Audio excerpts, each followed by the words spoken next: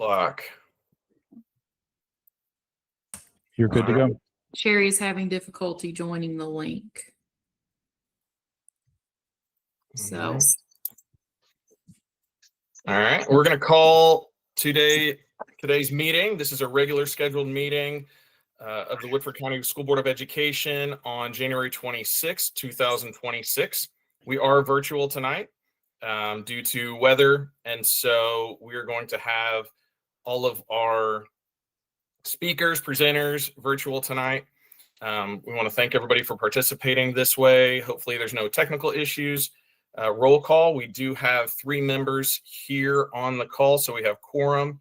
We do have another member that's going to be late and another one that's trying to join now. So we will go into, I do want to also mention we have public comment that were emailed in. And just as a reminder to everybody that's watching, it's always an option to email any public comments that you want read at a board meeting. And so this isn't something we just did special for the virtual meeting. That is always an option. So did want to remind everybody of that. And we'll go into our Pledge of Allegiance. I don't know if we've ever done this virtual. I'll just kick us off. Oh, sorry, Sarah, were you saying something? You're muted.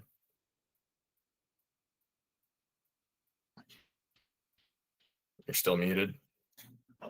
Sorry, you guys. I was just talking to Sherry, trying to get her help logging in. Gotcha. All right. Let's go ahead and do the Pledge of Allegiance.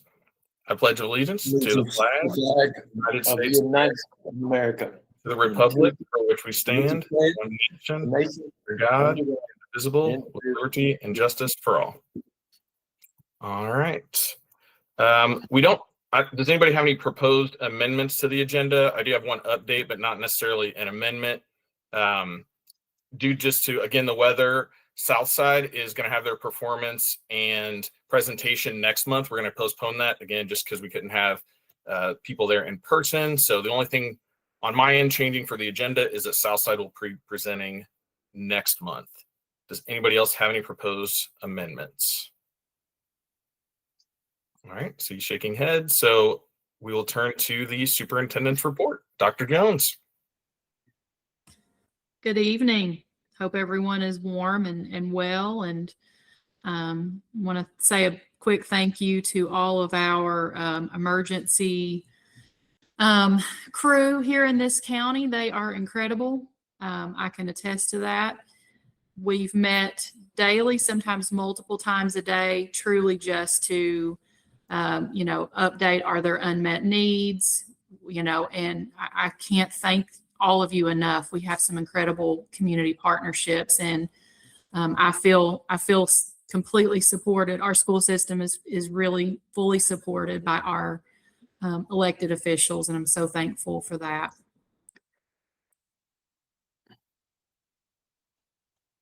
So I will share.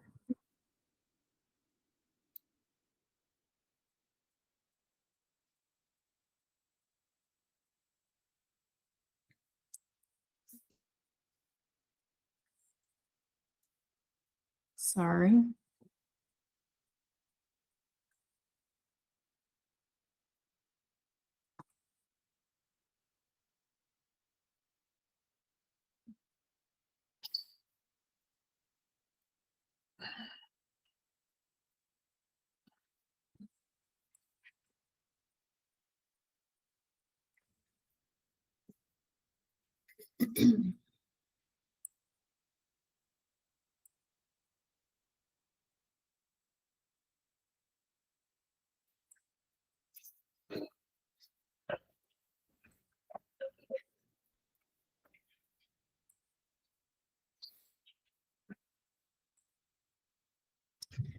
So I did want to share this month, I have been fortunate to have our student hive meetings, the elementary group, you can see on the right there, all elementary schools, representatives from 3rd, 4th, and 5th grade come together at central office, and that is a dynamic group. They are very serious about the role and about their what they bring to the table with two-way communication. They bring issues to me, and they are very upfront about what needs to be addressed and what they love. And so we had a really great conversation about what makes the best teacher you've ever had. We talked a lot about how can we increase student voice in the school setting, in our classrooms, and a couple of other things, and they were dynamic. You can see on the left, that's my high school hive, and those are students who represent all of the students at the high school. And again, they are engaged. They give me incredible input, and I'm able to give them talking points to take back out to students as well. And same at the middle school. Also have my community hive, family hive, all of my classified and certified, and those are life-giving. And so I want to thank each one of you that serves on the hive for what you do to increase two-way communication in our district.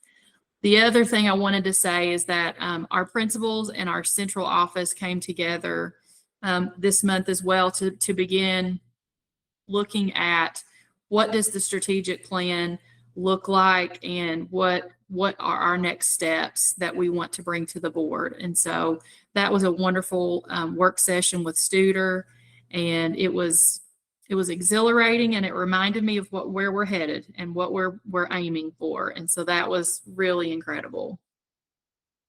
Did want to remind everyone, we are in the middle of the parent and caregiver virtual book study, and it's going really well. So if you signed up for the Anxious Generation, please you'll join us tomorrow for the part 2 at 6 o'clock online. And I'm hearing incredible comments and feedback from families and community members who are reading this book with us and studying it together. I did want to go back to, I've had some questions about how do we determine, what's our process for determining whether we take an NTI day or a non-traditional instruction day or a snow or weather day. And so I wanted to address that briefly. We are also going to send out this one pager with a little video as well for those who are not here for the board meeting or watching at home. I did want to tell you that. So our process is between 3:30 and 4, myself, Dr. Rayburn, and Mr. Sloan, our Director of Transportation, we all have routes that we drive. And so I also have a superintendent communication with all superintendents around us. And so we begin discussing any upcoming weather days before and what our plan would be. We go out and we drive those routes anywhere from 3:30 to 4 is when we start. And then we are communicating with Versailles Police Department, County Road Crews, James K, several people in terms of, okay, what do our roads look like? And this past week, we had a situation a couple times where several parents have reached out and said, hey, I really think a delay would have been a really good option. And I agree with that. And I appreciate you reaching out to share solutions and thoughts. That's what a problem solver is. And I thank you for engaging and being a problem solver with that. And so the reason that we couldn't take delays is because they're not built. We do not have any delays built into our calendar. And so our school calendar. And what that means is if I had taken a delay last week, we would also have to make up that day additionally at the end of the year. So we currently do not have those written into our calendar. We do have makeup days written into the calendar. And so that is what we will be using. We have been and are continuing to use those makeup days, and those are listed on the district website on the district calendar. I also wanted to mention that I try to look at what resources are available for students when I'm thinking and families thinking about whether we take an NTI day versus a snow day or another weather related day. Because I want to make sure that I feel like our families have the resources they need and are set up for, our students are set up for success for those NTI days. I also know if we have several in a row, I try to vary those so that families, and just like you, I have two in the system, our school system as well. I understand what it's like to manage all of those things in that one day. And so I try to take that in consideration as well. So I just wanted to share that tonight in my updates. And the last thing I just want to say is this is how we started the year. And this was just my message to our staff. And I think it's based on where we are in the world right now and based on where we are in Woodford County. I think these are just some good reminders that I just wanted to come back to. I think we all need to assume positive intent as much as possible. We need to engage and be a problem solver. We need to handle concerns directly and professionally, and you have done that. So many of you have emailed with recommendations, and I thank you for that. But we also need to stay focused on our vision as a district. We have a pretty incredible vision. This is just a bump in the road. We have to make this right. And once we get this back in place, the finances and that sort of thing back in place, back on track, we've got greater things to accomplish. And I want every single person to remember your impact, because whether you believe it or not, you truly do have an impact.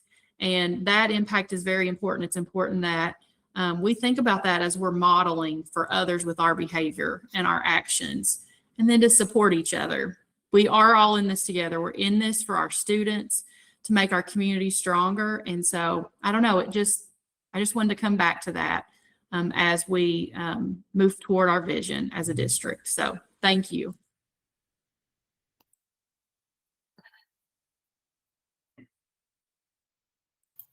All right. Thank you so much, Dr. Jones. Sorry, get my screen back up here.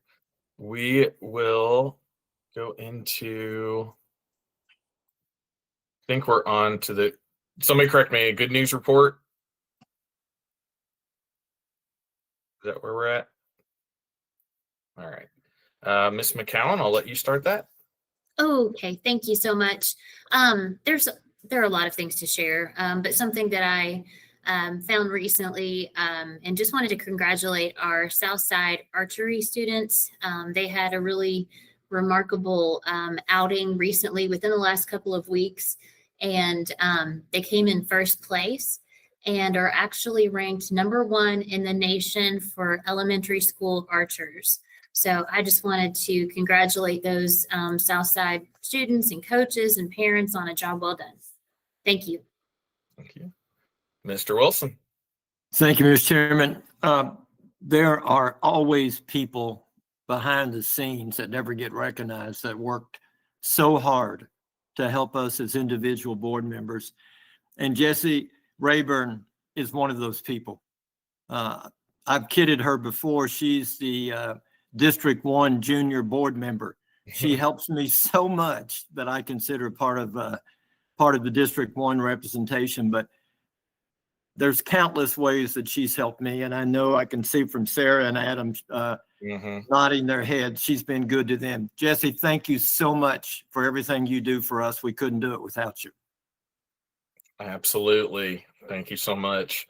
For me, I just want to really thank everybody that has been assisting with the weather, going out at 3 a.m. to see how the roads are.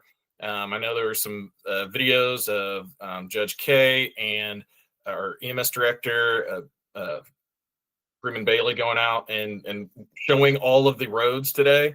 That's really important because I don't know that people always know. It might look good in one area or where they live, but maybe not in another. And so, as Dr. Jones mentioned, it's not an easy decision to cancel school and nobody wants to do it. But thank you to everybody who does that.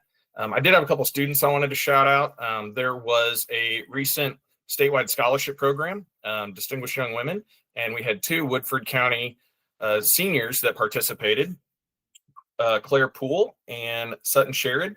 They were both in the top 10 finalists. They both earned throughout the entire program, their local program and the statewide, thousands of dollars in scholarship money. So great job to them. encourage any students looking for scholarship money. Definitely need it. College is not cheap, and so take any opportunity you can to participate in programs like that. So that was it for me. I know we are, again, just want to mention on the agenda, we have Southside performance and presentation. We're postponing that till next month due to weather. And with that, I'm going to invite Lisa Johnson to join and Mr. talk about. Brickler, Yes. you forgot 2 board members.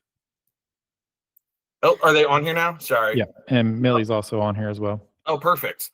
All I right. think we're not pinned. I think that's what's happening. Oh, there you go. All right. Well, Dr. Gould, since I see you on my screen. over to you for Listen. good news. I wasn't trying to jump protocol. It's usually not the way we normally go around. I just want to say congratulations to our cheerleaders. I know both at the middle school and high school, they've worked really hard to get to their national competitions. And I believe the middle school actually won their cheer competition, and our high school did a really great job as well. So I just want to say congratulations and safe travels as they go to sunny Florida and participate in their national competition. I wanted to add, echo the sentiments that have already been said. Jessie, Miss Rayburn, she is great at organizing us and keeping us on track, and just a huge asset to central office and to the board just in general. As well as, the snow call. I think that those things are never easy. You're right even when you're wrong, and you're wrong even when you're right. It's hard to please everyone because everybody has an opinion about that. But I want to say that just thanks to Dr. Jones for making those challenging calls. Our kids are safe and warm when they're in school. We know that, but also, when we can't navigate those streets to get to the school buildings, it's really dangerous for both students and staff alike. So I just want to say thank you for that, and all those hardworking individuals that are trying to get our roads cleared. It's treacherous out there. So everybody stay warm and safe as much as you possibly can. So. Thank you, Dr. Gould. And Ms. Springate. Yes, I apologize. I could not get my link to work. So thank you, Sarah. I'm sorry I frantically texted you after the meeting started. But I just wanted to say briefly, thank you to the Budget Committee and all of the hard work that they put in to be the foundation for our discussion tonight. And then also just to thank everyone who participated in the strategic vision work that we are also going to be, I think, approving tonight. So thank you to those 2 groups. Lots of work and deeply appreciated. Thank you. Thank you, Ms. Springate. And Millie.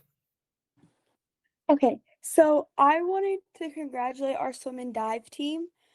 We had 2 people that we know 100% are moving on to state after placing in regions. Addie Worthman, who's a senior, placed first in the women's 200 free. And then Charlie Gatewood, he's also a senior, placed second in the 50 men's free. So they're both moving on to state. And then I'm pretty sure that Harper Lacefield is moving on. I'm not 100% for sure, but I believe she is moving on. She placed second in dive in swim regions. And then I also wanted to say a sad goodbye to Coach Blair Hicks, who is retiring this year after coaching for, I believe, 12 years. So this was her last year.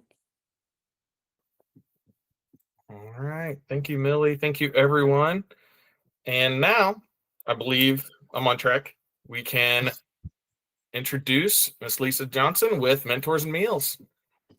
Hello, everybody. Thank you so much for inviting me to come. I really wish we could be in person because I appreciate all you do, and just being in person is how I communicate. But I really wanted to just take a moment today to share a little bit about Mentors and Meals. This is going to be quick. It's going to be just who we are, what we do, and why it matters. I am the founder and the executive director. And also on this call is McKenna Halderman, who is my program director, and she has been the program director at M&M's for 10 years. So I'm really appreciate having her. I think we are going to have that PowerPoint up. There we go. Next slide, please. So here we are. Mentors and Meals is a 501c3 nonprofit after-school program, and its mission is simple. It's to enhance academic achievement in middle schoolers through mentoring, or as McKenna likes to say, we feed the minds and bellies of middle schoolers. And if you've driven downtown on Main Street, that is on a really nice banner right there at the corner of Main and Morgan. It was founded in 2011 to meet an unmet need in our community. There were, at that time, no after-school academically focused programs for that middle school age group. So we have been here in Woodford County for 15 years. Next. Okay, I always ask this question.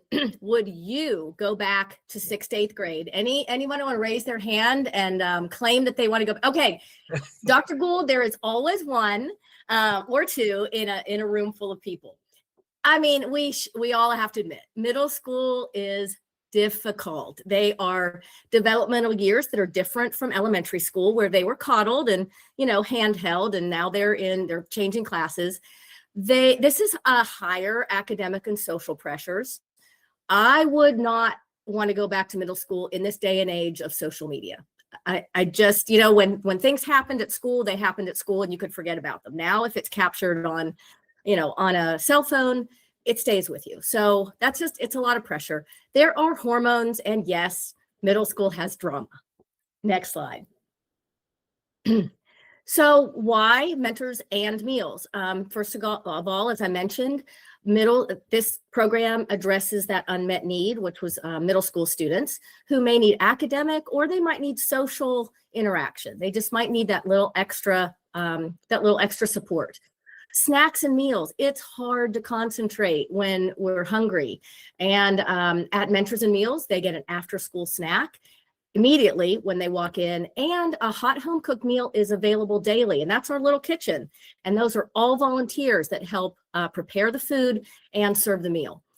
Also, safety for our youth. You know, the most at-risk time of day for youth for drugs, alcohol, and sexual activity occur between 3 and 6 p.m. You know, I always thought it was after dark, but America After 3 p.m. did a huge study through the After School Alliance in 2021, and that 3 to 6 p.m. time period is critical. Next slide. So here's kind of our agenda. At 3:15, students are released from Woodford County Middle School. They arrive by bus to 160 Lexington Street, and that is the First Christian Family Life Center. They are immediately matched with a mentor. Our optimal goal is 2 students to 1 mentor ratio. They get their snack, and then there is a hum of activity as these high school, and I will say we have intergenerational mentors. There are some adults, but the primary mentors are high school students. We also have a wonderful collaboration with Midway University, and we get 5 work study students that get to come to Mentors and Meals and get paid through work study, and we are their site supervisors. And we do have, like I said, a few adults. We had an 82-year-old gentleman who came every Thursday. He had been an author of 23 books. He has unfortunately since passed away, but he helped our book club, and the kids considered him to be like a grandfather figure. So there's this hum of activity while homework help goes on. At 4:45, there's a group activity that could be gym time. We did the book club. We do have a reading therapy dog that comes. We also invite guest speakers to come and talk to our kids about their career, about opportunities that they might be able to find or enjoy in high school or beyond. And we have college kids that come back and talk to our students about why it's important to do well in school. If you know of any guest speakers, that would be great. Or if any of you want to come and talk about your real job careers, we'd love to have you come and speak. At 5 o'clock, the meal is available, and between 5:15 and 5:30, parents or guardians pick up right in front of the building. Our school year runs Monday through Thursday, 3:30 to 5:30 p.m., or as soon as the students get in until 5:30. We also started probably 8 years ago a summer program, because we realized that some students might need that meal or those snacks in the summer months. And they're also the goal of the summer program, which is Tuesday through Thursday, noon to 5, allowing the kids to sleep in a little bit. But we do have lunch together. We do activities around the community, and we are really trying to prevent summer slide. So we work on math facts. We do our book club. We go to the library and participate in the teen program. So we are continuing to provide activity and enrichment for the students during the summer months. Next slide. Oh, you'll recognize this slide, and it's a little fuzzy because I had to pull it off the website. But Mentors and Meals aligns perfectly with your portrait of a learner. Creative problem solver, working together, students working together on homework, on project completion, on study skills. Our mentors help maybe get index cards and teach them how to do some study cards, getting ready for exams or quizzes. Resilient learner. Mentors and Meals' stated goal is to help our students achieve a C or better in their 4 core subjects: language, arts, math, social studies, and science. If they're already at a C, of course, we're going to encourage them to get an A or a B, but we are bringing kids up from Ds and Fs and getting them to at least a C or better. Empathetic communicators. If I could just show you these mentor-student relationships, it is so heartwarming. You know, I'm not really cool. I'm kind of a parent, maybe almost, I'm probably almost into the grandparent category, but oh my gosh, a high school or a college student walks in and they are automatically cool. So that, that student relationship and that communication is vital. Reflective collaborator, our kids work on group activities and teamwork. Even when we're in the gym and we're playing an activity or a game, that's teamwork.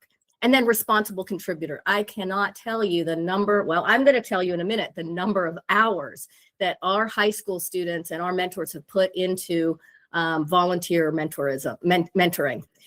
So the service and accountability piece is absolutely part of being a responsible contributor. Next slide.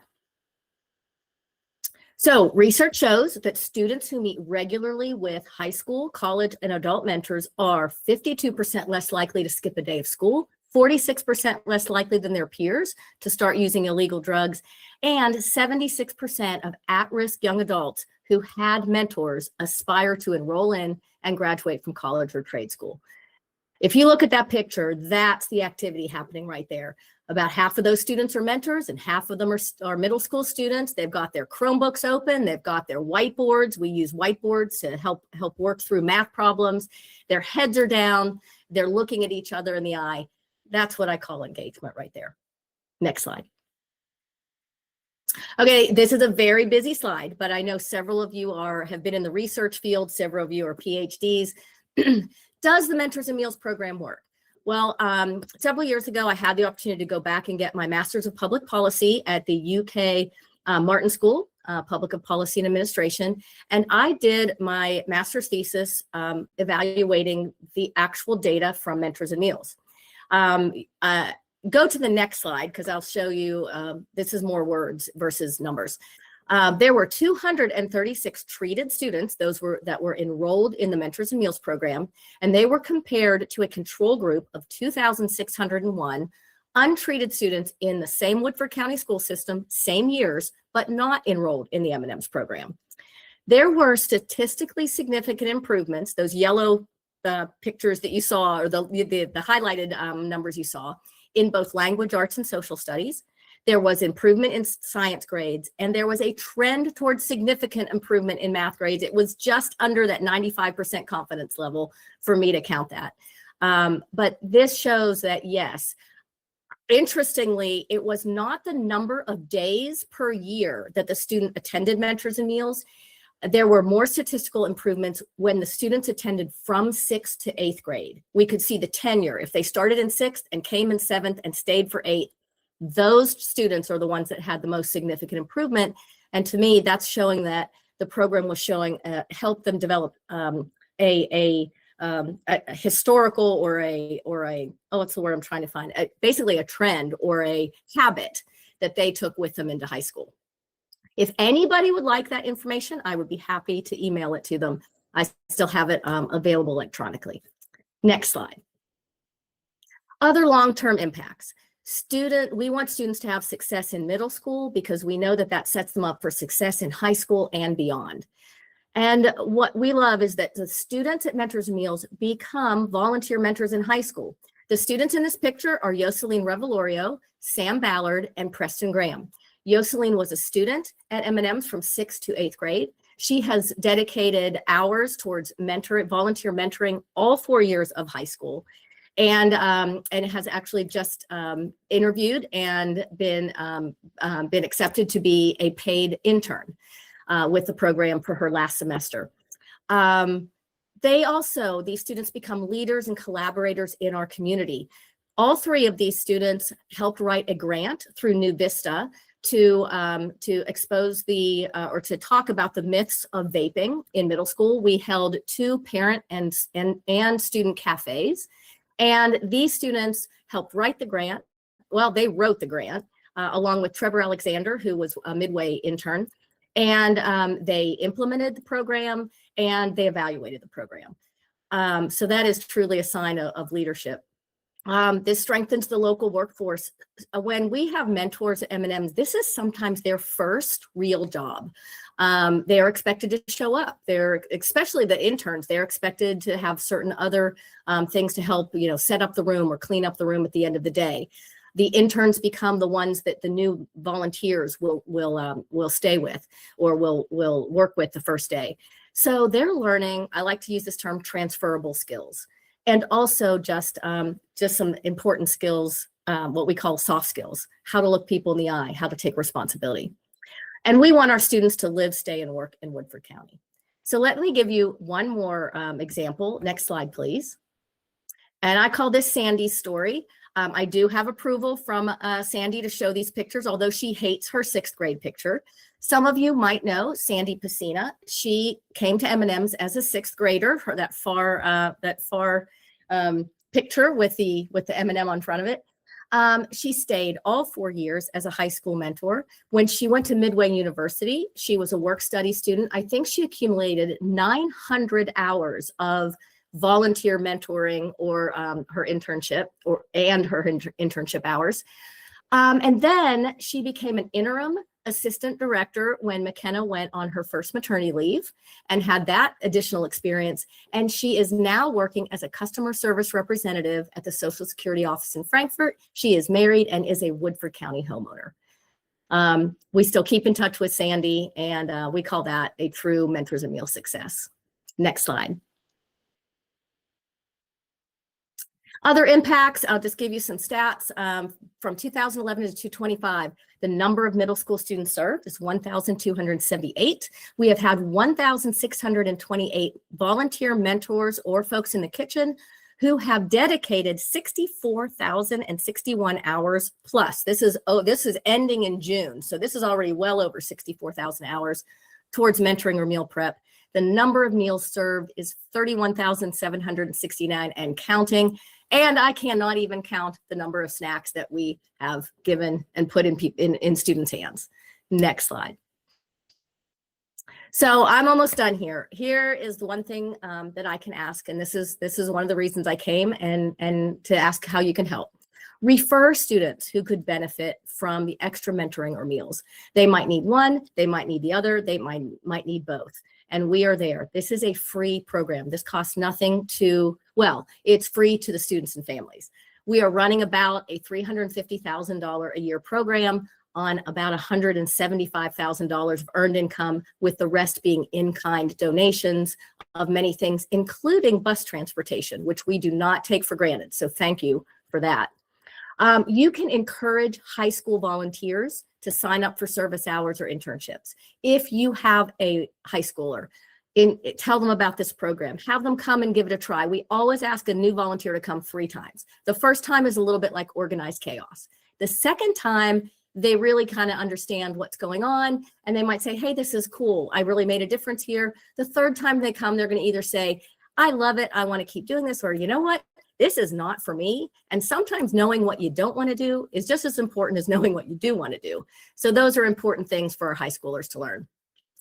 Continue to partner with us. We love this collaboration. We are so proud to be part of this school system and to help as best we can, and to also meet that niche, that middle school niche.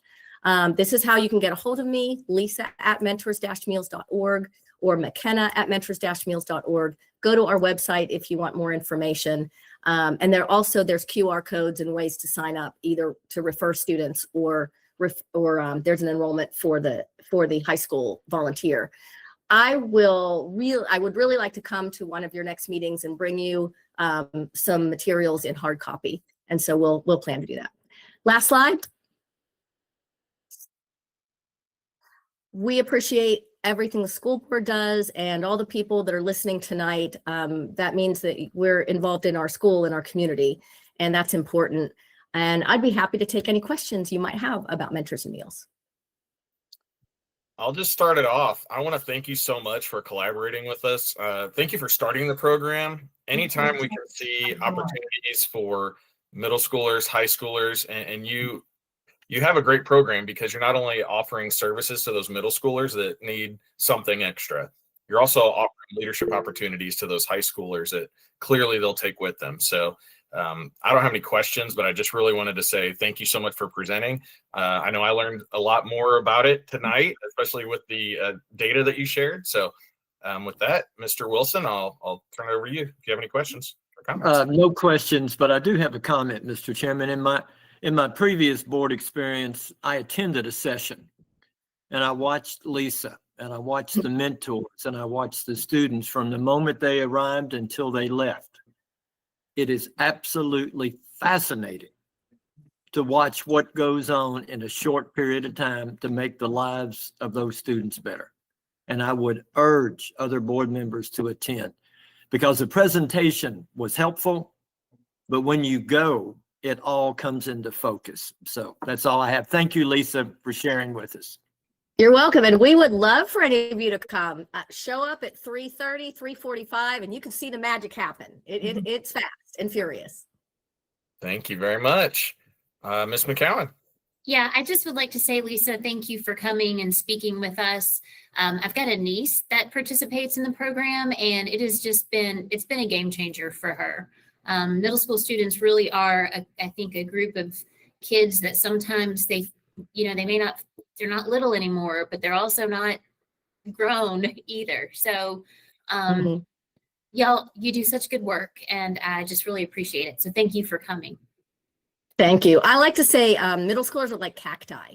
You know, they're soft and squishy on the inside. Kind of, if you can get in there, there's still that sweet little elementary schooler, but man, they've got their prickles out, you know, and they want to hold adults at arm's length distance. That's why I'm totally not cool. McKenna's still a little bit cool, but she's a mom now. So, you know, it's the high school and college kids that really get them. All right. Dr. Gould, I see that you raised your hand, so I'll let you go next. I just want to say thank you so much, Lisa, for presenting and sharing all this information. I am so excited about this program. I've known about it for a long time. I know that you and I have had some conversation about it, but I can't say thank you enough. And this is a perfect example of seeing a problem and working to resolve it in our community. And the support that you have had for this extended period of time with this program just shows how beneficial it is. And the data, I love the data collection of it all. And I have to say, middle school, Woodford County Middle School was some of my favorite years. And it was a very different environment than it is now. But even having a middle schooler of my own, I mean, goodness, I just in working with middle schoolers, when I worked in the Methodist home, that has always been such a unique and wonderful age group. And I think you described them perfectly as cacti. But once you get through, it's just a joy to be with them. So I would love to come volunteer. I think it would be a great experience. So thank you so much for sharing all this information. I think my follow-up question is probably something that you have already done, but I was just curious if you have maybe can we send out a parent square reminding and updating parents, families, potential volunteers, how to get connected and do the referral process to either be a volunteer or to participate in the program?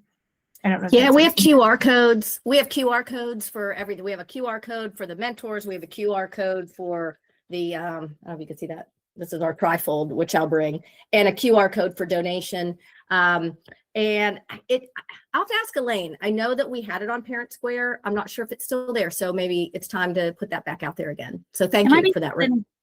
Good to send out like once the beginning of the school year and then the halfway point, because you may be going along okay, and then you realize I need some additional support. This is getting tougher or whatever it may be. Or last year was okay, but now it's a bit more challenging. So just a way to keep the name out there, keep it rolling. So, but thank you so much for your team and for all that you all do. Thank you. Thank you. Appreciate it. All right, Ms. Springate. Yes, I'm not sure how to raise my hand. I could not get logged in, so I am on my phone. But I just wanted to echo, just very deeply appreciative that you saw a need and then you just jumped right in there. Deeply, deeply appreciative of you for doing that, and then your staff and all the volunteers. I did notice that your presentation is not attached to the agenda, so I don't know if you can send that to Dr. Rayburn, or if Dr. Rayburn has it, if he can attach it, because then that way folks can go back and find it, even if it's a couple months down the road. Somebody remembers or somebody thinks of a need, then they can just kind of go there and find that. But I also did have an opportunity to visit, and very, very impressive program. So thank you. Please come back. We'd love to have you. And always recruiting mentors, because the mentors that come, first of all, we've finally gotten back up to post-COVID levels. There was a time after COVID when kids had just gotten used to going home and they weren't giving back. We get a lot of NHS Beta Club students because they obviously get volunteer and service hours. But any of the other clubs that need volunteer and service hours, please, encourage that. I would love to see the school, Dr. Jones, I think I might have mentioned this to you, have a requirement of a volunteer requirement for every student, even if it's 10 or 20 hours. That would get them out in the community. However, it's up to then the community members to be able to provide those meaningful work experiences and volunteer experiences, because not all of them are good, and we need to make sure that we match kids. Not all of them are the right match. Some kids want to make food, and some kids want to tutor, and some kids want to work with their hands. So I would love to see an opportunity, though, to really encourage our students to volunteer more. They already are a lot, but. Well, thank you so much, Ms. Johnson, Ms. Halderman. Appreciate your time tonight. We will definitely share the information that was provided tonight, make that available. So again, just thank you so much for being here. Thank you. All right. Now we're going to go into our new high school project update. And Dr. Rayburn, I believe that is you. Good evening, board. We don't have much to report on this evening. As far as the new high school project goes as a whole, there are some lingering discussion points that we need to be had, and I just need to know the direction of the board related to each of the items. So the first one is the spring box. Is the board in favor of moving forward, not necessarily with that quote, but pursuing additional quotes or additional opportunities for mitigating the spring box?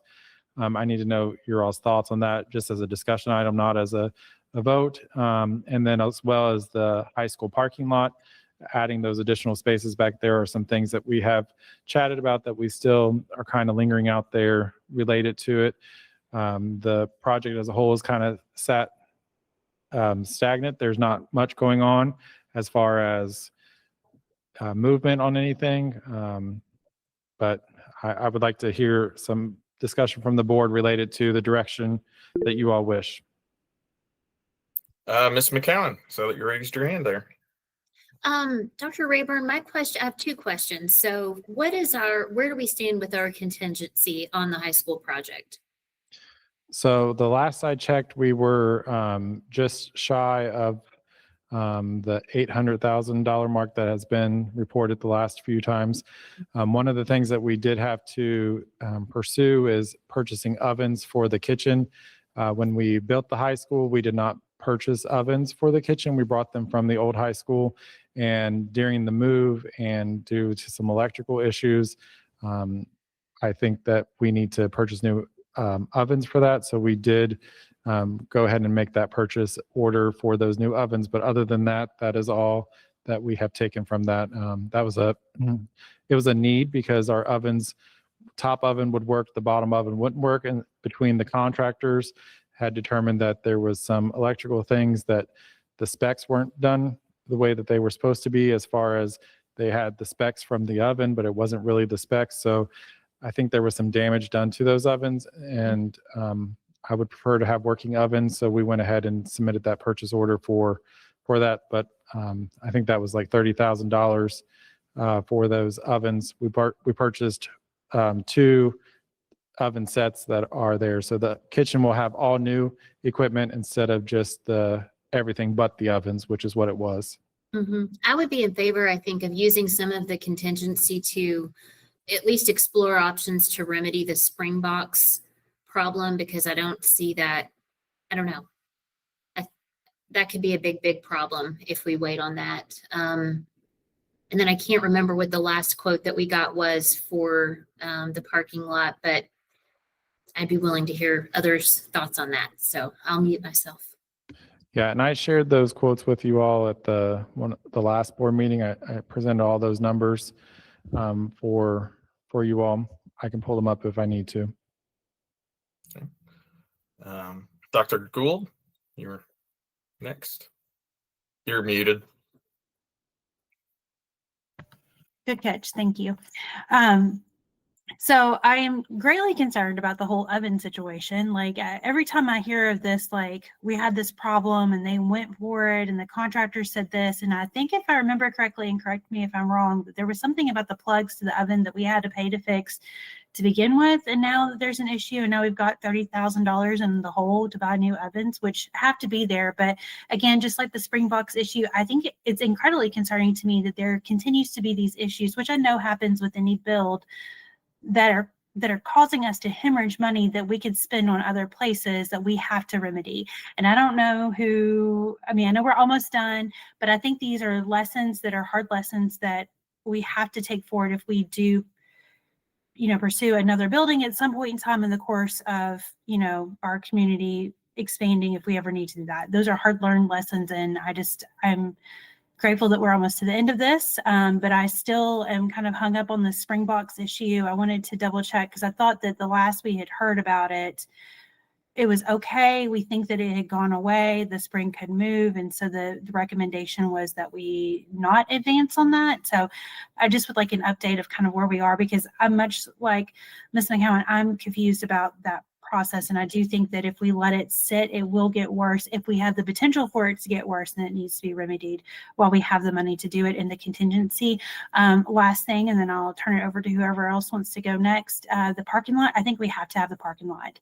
When the high school was built, it was built with less parking spots than the old high school had. And when it was even tight, I remember driving there myself as a teen and trying to find a parking spot. And that was way back in the dark ages. And so and especially with the new change in driver's license laws, like we are at capacity and over capacity now. I know it's spilling into the streets of the neighborhood, the neighborhoods as far as parking goes. And I think that we have to provide that for our drivers. And I know there's a back and forth about we provide buses, but I mean, in the reality of it, our teen drivers pick up their siblings. I see lots of kids walking over to the high school for transport home. I know it could be a privilege, not a right, but I think it is a privilege that they need to be able to have the capacity to park effectively. So I think that is something that we definitely need to look into, maybe providing, I'm not sure which surface we want to go with, but something that is sustainable, that is not going to cost us more in the long run, that we could provide this one-time fix, because this money is to make sure that the high school is equipped the way that it needs to be moving forward and be set up for success. So yay to the parking lot. Let's figure out what the Springbox situation is that we need to move forward with, and let's try not to spend any more money if we possibly can on things that recommendations say one thing and we end up damaging equipment that we could have surplus and potentially sold. So that part is very concerning to me. But I'll stop and let somebody else talk. Yeah, I don't know how to raise my hand, but just a few things. I do think that we need to go ahead and just have that on the agenda to have the discussion and to vote up or down, and then just kind of take it, so that we can move forward. You don't have to have that on your perpetual to-do list. But I do agree also with KT. It's very concerning that we pay for one thing and then it's like kind of a bait, a switch, damage, unforeseen, and then all of a sudden, the $100 oven we were going to get ends up costing us $1,000. So I don't like that, but I understand that's not anything you can control. I did have just a couple questions though. Is the around $800,000 contingency, does that take into account the negative balance from the project for the track and field? Yes, yeah, excuse me. It is all combined. So Okay. at the end of the project, we will have to adjust the BG1s to make those accurate. Okay. And then are there any other outstanding bills, or do we think that around 800,000 is truly what is left in some type of a contingency kind of situation for both projects? All of the other ones are already encumbered, so that price is the price that we have and has remained consistent for the last few months. Okay, I just wanted to kind of double check on that, but I do think that we need to go ahead and have it on the agenda with options and then just vote up, vote down, and move on. All right, Mr. Wilson, anything for you? I don't have anything to add. Thank you, sir. I agree with Ms. Springate on we need to go ahead and vote and decide on what to do with those. Personally, I think we need to address the spring box issue. I know obviously we can't test anything right now, everything's frozen, but once we can, I know it's come up, and in this instance, it seems we should probably be safe rather than sorry later. The only thing with the parking lot for me, I know we have this contingency fee, but correct me if I'm wrong, this contingency fee that we have can be used for other facilities as needed, right? So Yeah, so that's know why we we had haven't moved forward on anything and just kind of waited to see right. on everything, because that does impact future opportunities for new roofs and other things and other projects. That's where I was going with that. I know we have some roofing needs, and so I don't want to take away from those, because I would say the roofing needs are priority over the high school parking lot. So depending on what we can do there, I think we need to prioritize that. The spring box does seem to be more of an urgent issue that could cause damage further on. The parking lot I know is a need, a want, convenience as well. But I think the roofing takes precedence in my eyes over that. So again, kind of need to see what we need, exactly what we need for those roofs. And then I think the other thing, I'm drawing a blank right now, but anyway, those are my thoughts on those. But I agree with Ms. Springate. We need to put those on the agenda to actually decide on. Dr. Gould, did you have something else? Well, the issue that happened at the field house with the leak, is that taken out of the cost, or was that just another maintenance cost that was covered? Did that lower our overall? I had that, and then another thing. The field house is being handled by the contractor. Okay. It So is no that's cost. fixed. We have not incurred any costs from that. The other question I had was, we had talked about, and I know it is not an exorbitant amount of money, but that they had, the individuals that came and talked to us in the meeting, that they had decided to waive a fee, even though it's not a whole lot. It was something. Can we still get that, or have we waited too long to get what they agreed to waiving with the spring box? And I also would like it to revisit, because I thought that this was something that we had talked about, and it was decided based on the survey and the individuals that came out, that this wasn't an issue that we no longer, it was an issue that didn't seem to be as pressing. So now it seems like it's pressing again. So I just wanted to get clarity on No, that. there's not been any change. I just said that I would bring it forth at the next meeting for discussion, so that you all, after you had time to look over the quotes and everything on both items, we could have a discussion. And then sounds like we're ready to move forward at our next meeting with decisions to be made related to one way or the other.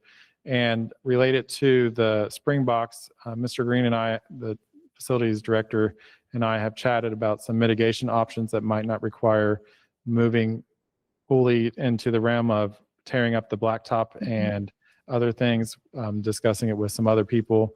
We feel that we can mitigate that in-house, but I do want to be clear, like, that's on us. That's not going to be able to be handled by Trace Creek or anybody along those lines. So the cost of us doing that in-house, what is the change, like, what is the shifting between the two costs? Because I know we were talking about a French drain and the spring I have box. to get you right? specifics Yeah, on that. let's since Yeah. we're gonna have that on the agenda next month, let's make sure we have all of that detail and explanation so we can. Yeah, I'll have you the details on that, and you can compare the two and then make a decision.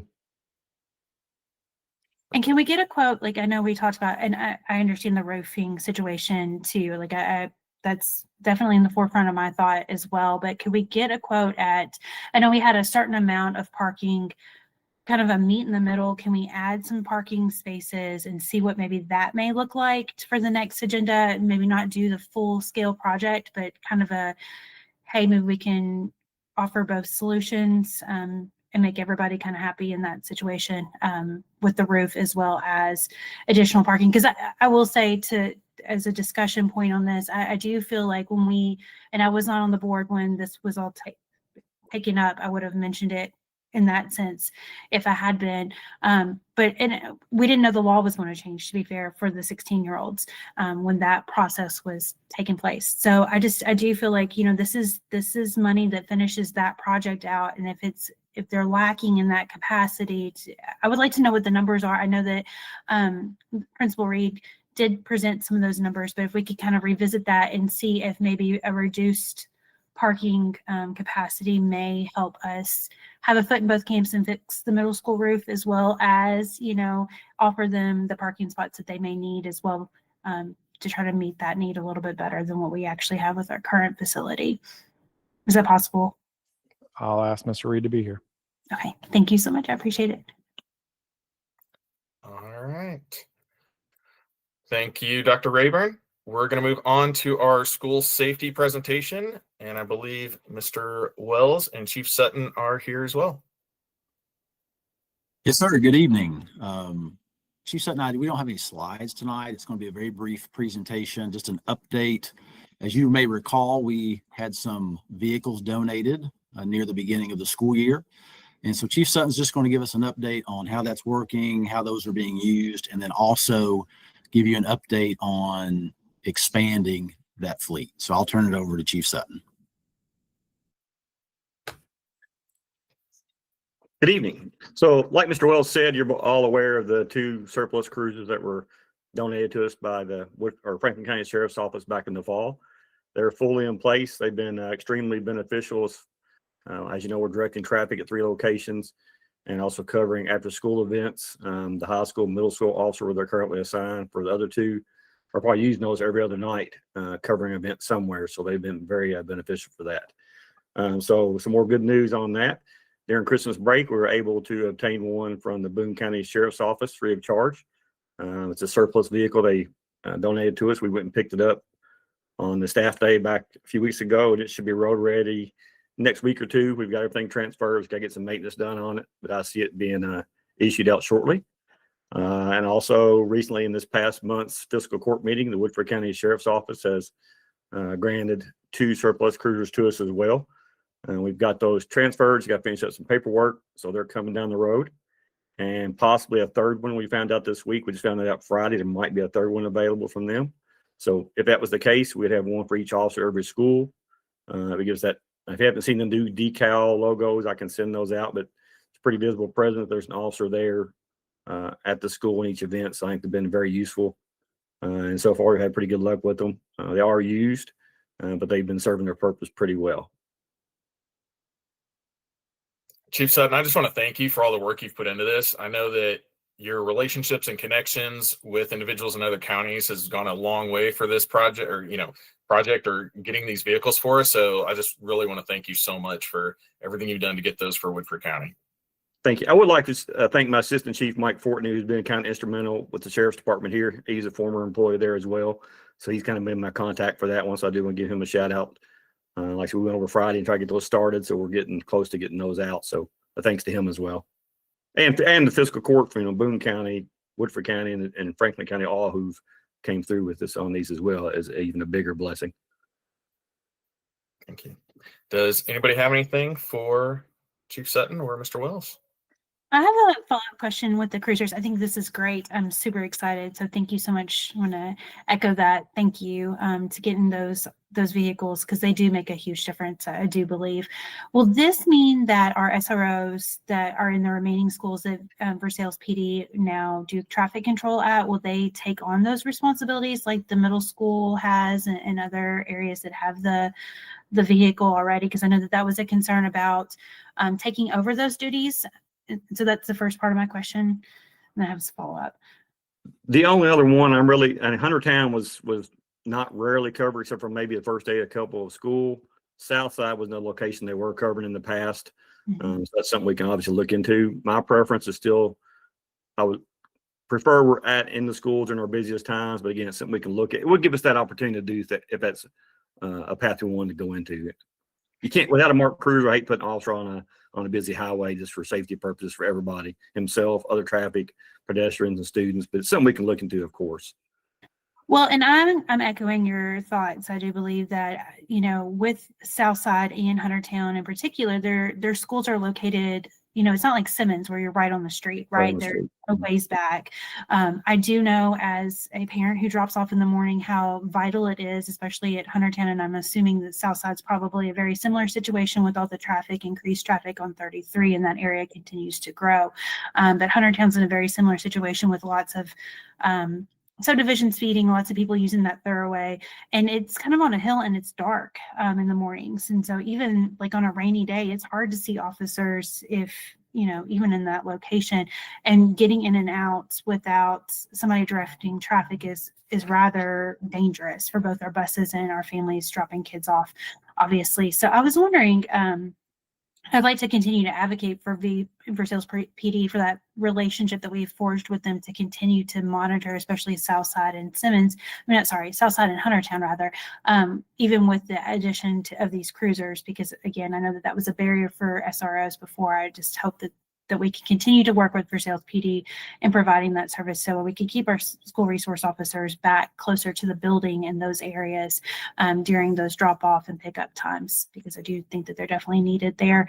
And plus they serve such a great function for our kiddos that check in and check out capacity, those relationships that they've built with their school resource officers. It's nice to see those friendly faces in the morning as well. So yeah, but thank you so much for all you've done. Just want to do a little advocacy there that we keep up our patrolling in those traffic direction. But I have to say, Officer Carmichael, I see him every morning and every afternoon, and I appreciate all that it's made a world of difference at the middle school. And it really keeps our kiddos that are walkers and everything else just very safe. Our buses coming in and out very quickly. It has been a wonderful addition this school year. So thank you so much for all that you all do. Absolutely. Rain, snow, sleet, you guys are out there. Anybody else have anything for Chief Sutton? All right. Thank you very much, sir. Have a great rest of your evening. Thank you. All right. Next, we have our curriculum and instruction update with Mr. Asher. Good evening. Let me share my screen here. I'm going to take this opportunity to review our CDIP, our Comprehensive District Improvement Plan, which is on later on down the agenda for your approval. And I want to go through that in more detail now. So this is a requirement each year that we have to do both a district level and school level plans. I will say that while it is on the agenda, held off just due to they've missed some site-based meetings and just had some difficulties. So I'm going to hold out and do the CSIPs next month for your review. This is a new template from KDE this year. And while titled comprehensive, it's actually much more condensed in what is required. It has a different look to it. It's not the usual table format. It's just more in list.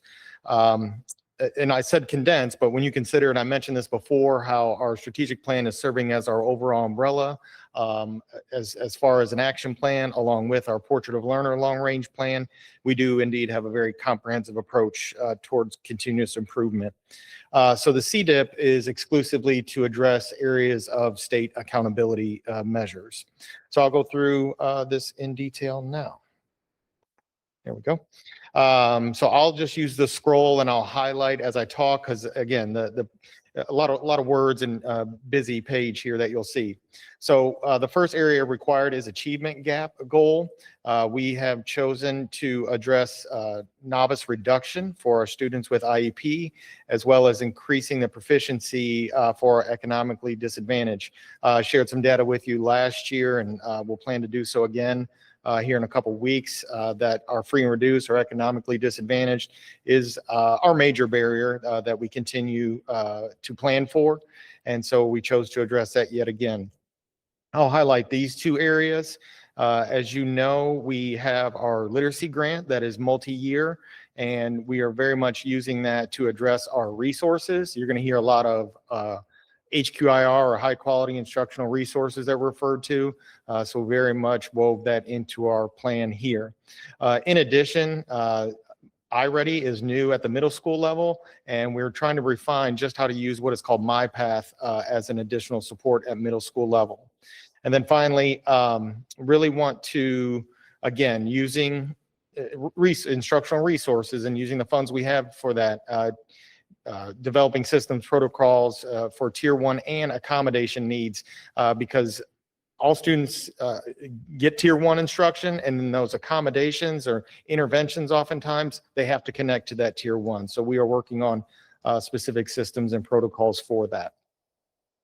Moving on, another required is to have goals in the areas of reading and math. We have long-range goals, each of these as required, but then also yearly objectives. And so we break those down into elementary, middle, and high using our universal screeners, so we have a better idea, and it's more timely to be able to set our goals. And these were established through our MTSS process for all 3 levels. As we move down here, again, as I mentioned, you're going to see this woven in throughout. We are moving into the area of math as it was required by legislation that we've adopted, I should say, a math curriculum, comprehensive math curriculum for K through 5 that will move into next year. But then also not only the resource, but very much, and yet another acronym, CBPL, the professional learning to go along with that. And again, our on the ELA side or literacy side, our grant will help support that. A couple other supportive in terms of our essential standards work that we continue to do, and that's an example of where our Portrait of a Learner plan is woven in. And then the support implementation of the instructional cycle, which is basically it's a pedagogical approach that really supports student engagement, critical thinking, and those attributes or competencies, I should say, of our Portrait of a Learner. And then we have intention of continuing our Best Practice Academy and learning cohorts, which have received some very good feedback from our teachers and staff of how that's been structured. From there, and again, this is another example of how it's condensed. You then choose priorities, and it's our thought that kind of less is more in this. So we don't have too many plans, too many activities going. We want to be able to implement as best as possible and progress monitor. So one priority is our English learner progress.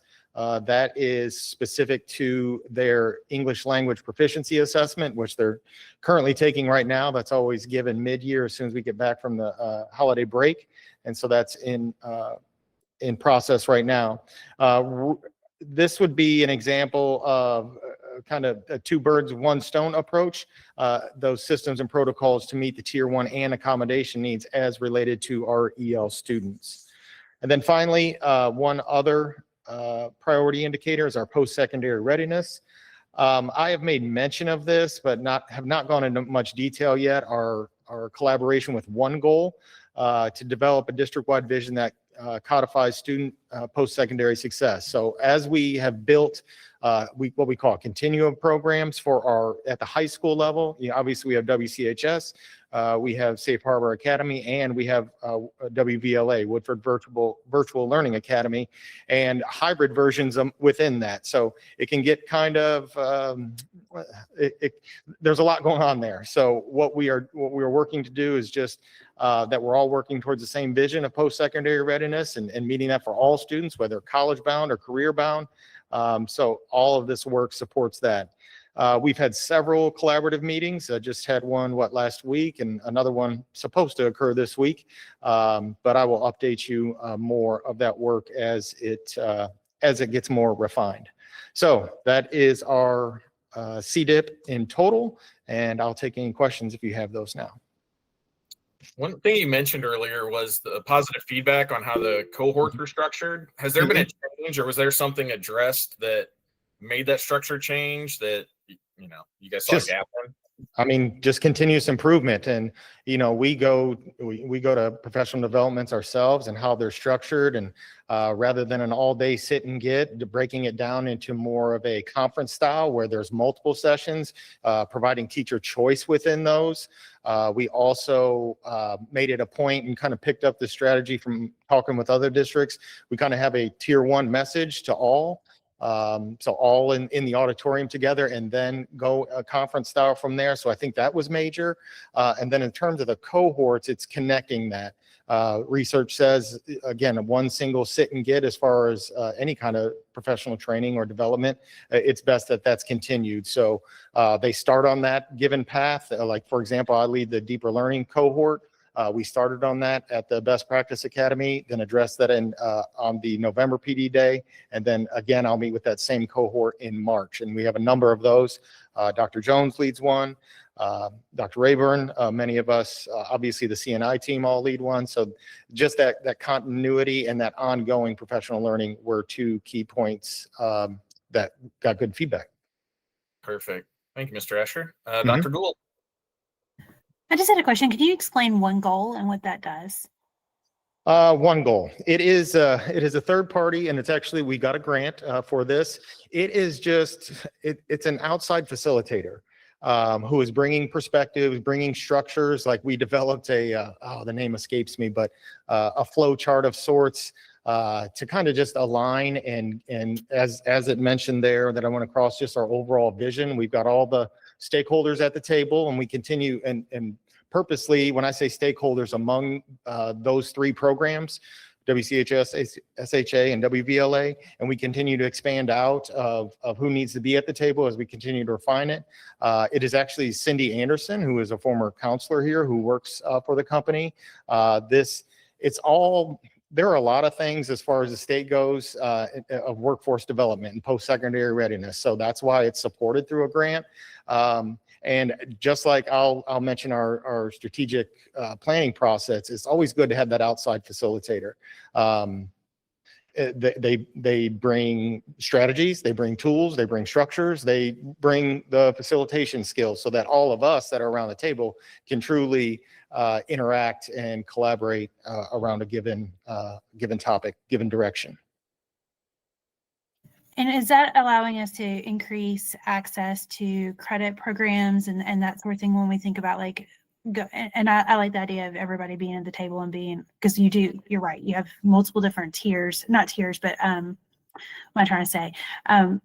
With VLA and the high school and all those to get together, what is it like? What is the end goal as far as career readiness, post-secondary? What are some of the overall strides that you were trying to get everybody on the same page? Just to speak to that, you don't have to go into it and do a lot. I mean, one of the, and I don't recall the percentage, but one of the goals is that the post-secondary data, like after high school graduation, we want to address E&E enrollment. Are they enrolled in a higher ed program, or that be a 2-year, 4-year technical training, or are they employed? And so we want to track those numbers, what students are, once they're no longer our students, and once they leave our threshold of the high school, or Safe Harbor or WVLA, we are tracking that E&E enrollment and employment numbers, and so that we are properly preparing them for those days after high school graduation. So that's one example. Oh, yeah, I was just curious. So that's real big picture type stuff that is very, very necessary. Yes. Thank you. All right. Ms. Springate. I'm just going to do the old-fashioned hand. Yeah, that works. I just had a couple questions. So the only funding information I saw in the document was a $40,000 general fund requirement. Is that the total amount of general fund you think will be required for the plan? Say it again. Is it? Yeah, just the only funding that I saw that, you know how the old CDIP had funding by each and every category. So the only one I saw on this document was approximately, I'm sorry, does it say 40,000? It says it does. 40.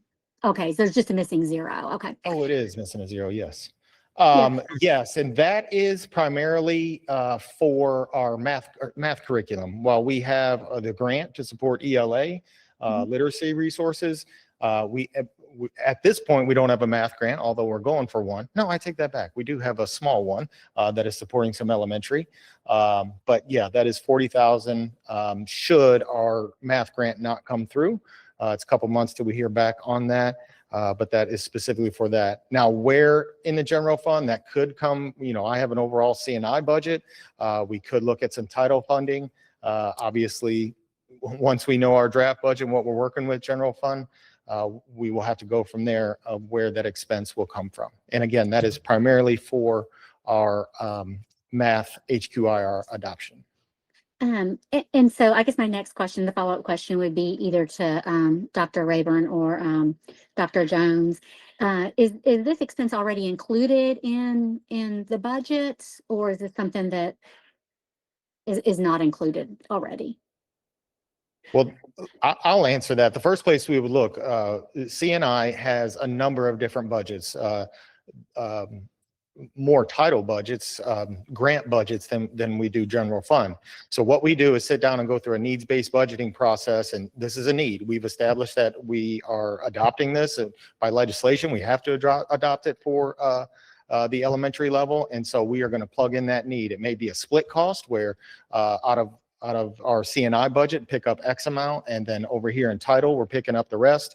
But that would be the first step to the process in identifying where that expense is coming from. Okay, and if it does end up being shifted over to kind of the grants or the title funds, will you just kind of let us know? And it sounds like maybe it's already kind of built into the budget, so we don't have to find this extra money anywhere. It's kind of already built in. And if you take it from grants or from title funds, you'll let us know that it's not going to come out of general fund, or will you just kind of do that behind the scenes? How does that work? Ms. Behind Springate, the some of the things that we've been working on with Dr. Jones, Mr. Asher, and myself are different ways to use the funding that we already have to purchase some of the HQIRs. We met myself with the curriculum instruction and Dr. Jones team. I don't even know what day it was. It's been within the last 3 days, work days, that we had that meeting to just discuss how we can accomplish the HQIR without increasing or decreasing anything from the general fund budgets that we already have. So working with our current needs and our current structure in the current draft budget to not take those from anybody else. Okay, well, thank you. I just wanted to make sure. Mhm. Anybody else have anything for Mr. Asher on curriculum and instruction? All right. Thank you, Mr. Asher. Appreciate your Thank you. time. All right. We are moving into public comment. I believe Ms. Bailey has those that were emailed in. Again, just as a reminder, public comment can always be emailed in at any time. That's not something we just did special for the virtual meeting tonight. So just wanted to remind the public, but Ms. Bailey, I will turn it over to you.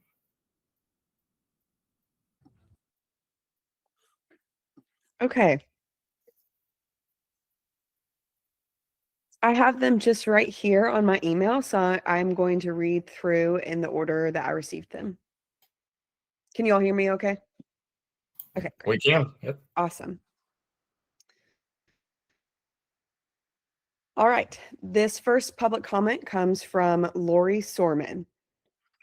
I'm aware that you may be making some difficult cuts to the budget in the near future. One of the items to potentially be cut is the certificate program for classified staff. I would like to bring to your attention an issue that I think is important.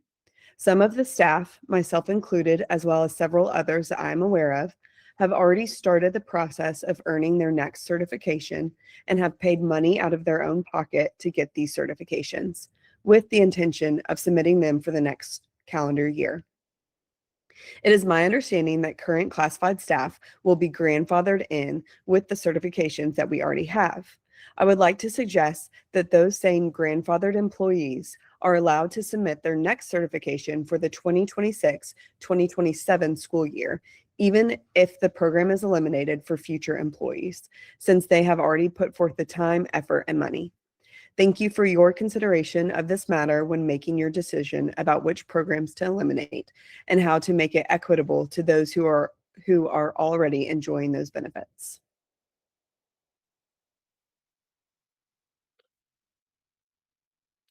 Comment number 2 is from Stacy Byrne. Hello, my son is a kindergartner at Southside Elementary, and we participate in the ETC After School Care program. A few weeks ago, there was an anonymous letter posted to Facebook describing potential changes to the program that could be detrimental should they be implemented. I sent an email to our superintendent and district members, but wanted to reach out again to ask for an update on what is actually happening or being considered. At the time of my email, I don't believe there was any resolution. We want the program to stay, quote, as is, quote. Any reductions to the service provided would be hard for our family to handle given lack of childcare options in the area. I can appreciate that budgets are tight and no one wants to lose services that they personally value. The ETC program provides a much needed and not just wanted service to families across the district that have 2 full-time working parents who need a steady solution for childcare until the end of the workday. My son comes home happy from his time at ETC, and the staff members I interact with are doing a wonderful job. I would hate for them to be negatively affected as well. Respectfully, Stacy Byrne.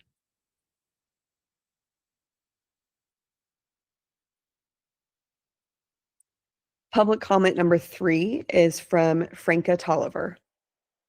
Dr. Jones and Woodford County Board.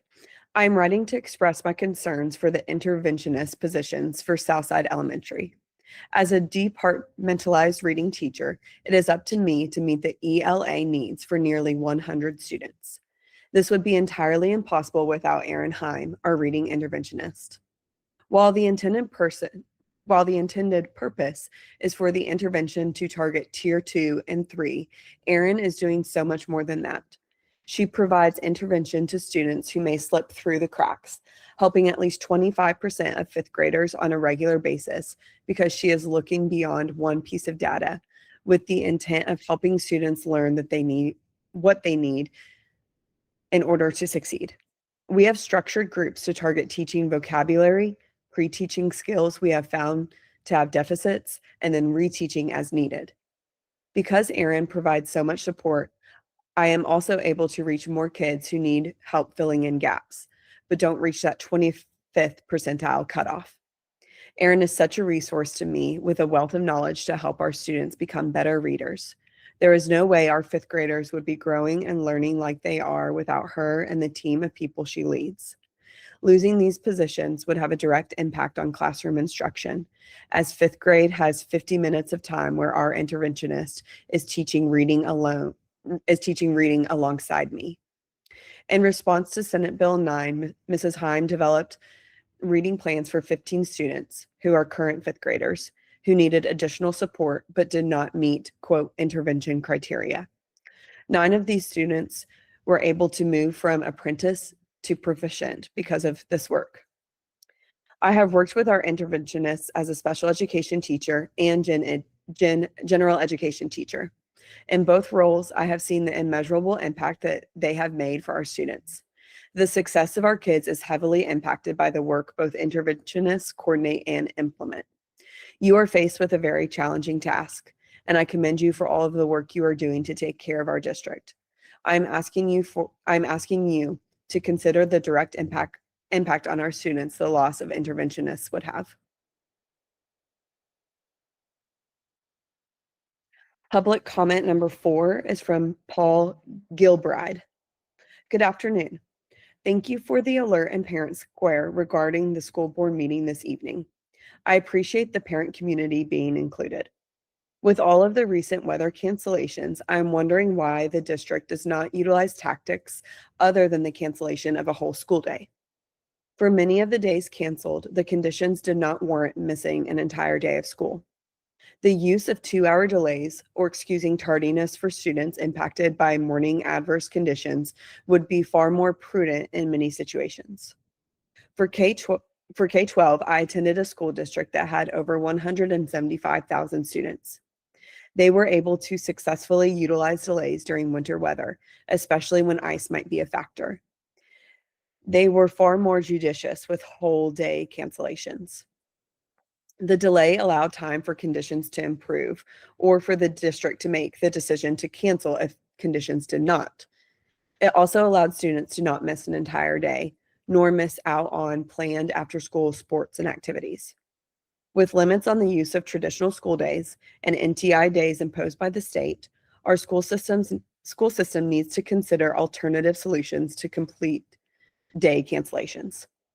I appreciate your time hearing my concerns and hope that we can utilize all the options to ensure our kids are safe and receiving a top-notch education. Thank you.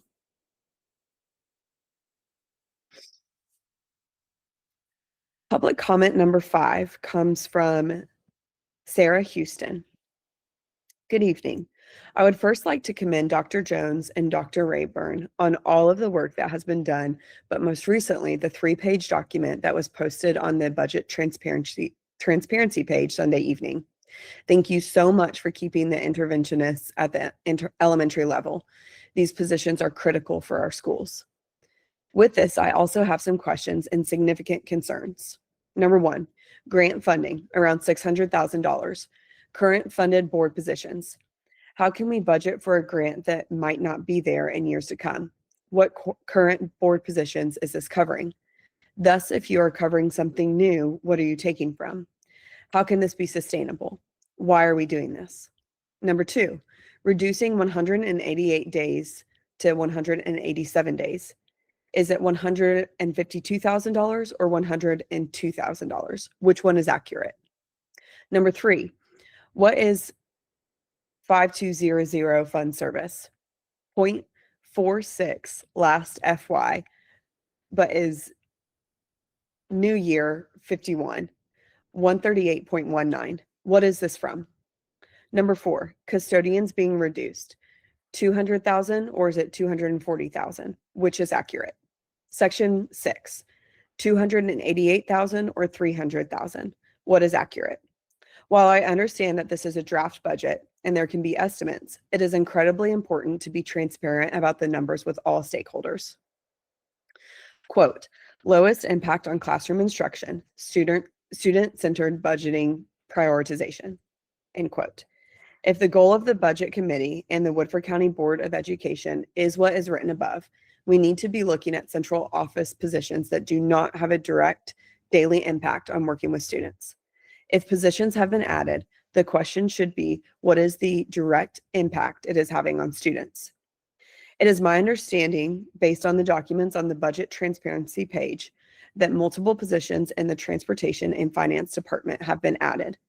At the end of the day, we as a district have not grown with our number of students, but yet we have increased positions that have no direct impact to students. Why?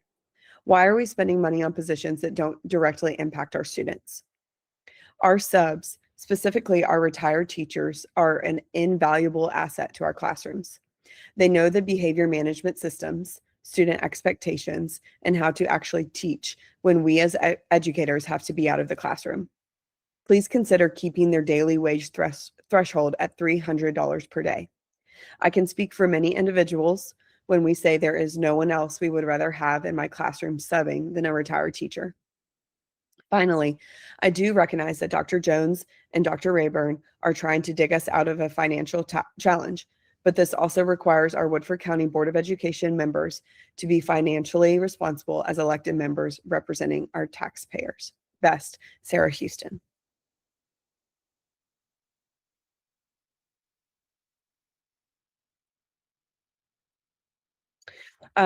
This next comment has a request to remain anonymous.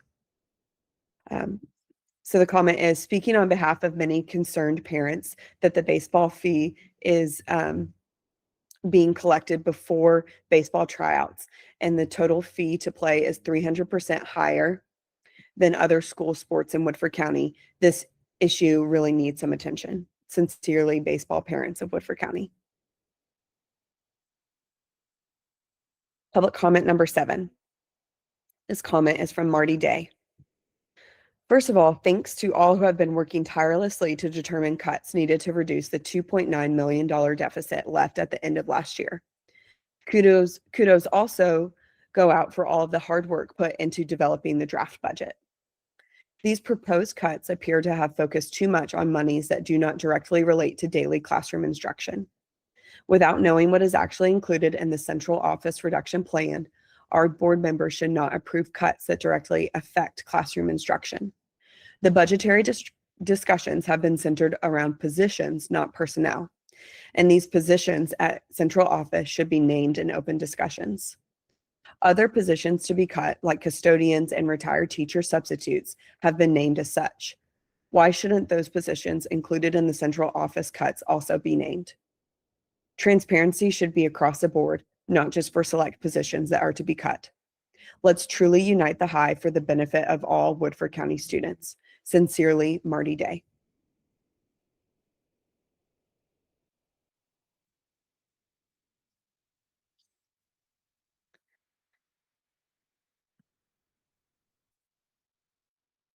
Okay, this next comment is public comment number 8, I believe, and it is from Pamela Hutchison. To the members of the Woodford County Board of Education, I am a veteran teacher who has dedicated my entire professional career to serving the students and community of Woodford County Schools. I'm expressing strong concerns regarding the proposed reductions to the operational budget. Several of the proposed options directly affect teacher retirement and long-term financial security. Most concerning are the proposals to reduce certified staff contract days and to cut the 403B matching program. Reducing contract days reduces teacher pay and permanently impacts retirement benefits. Eliminating the 403B match undermines the retirement security incentive that supports educators' long-term financial stability. These proposals are especially troubling in light of the January 17th, 2024 email sent to staff, which stated that board had approved a 403B match to demonstrate its commitment to employees' financial well-being. Eliminating that match and reducing contract days directly contradicts that statement commitment. The referenced email is attached at the end of this correspondence. As a teacher who has invested my entire career in this district, I depend on stable contracts and predictable retirement benefits. Budget decisions that directly reduce retirement compensation send a clear message that long-term service is undervalued and will have serious consequences for morale, retention, and the district's ability to recruit and retain experienced educators. I strongly urge the board to reject any proposal that reduces certified staff contract days or eliminates the 403B matching program. Protecting teacher retirement must remain a priority in all budget decisions. Thank you, Pamela Hutchison.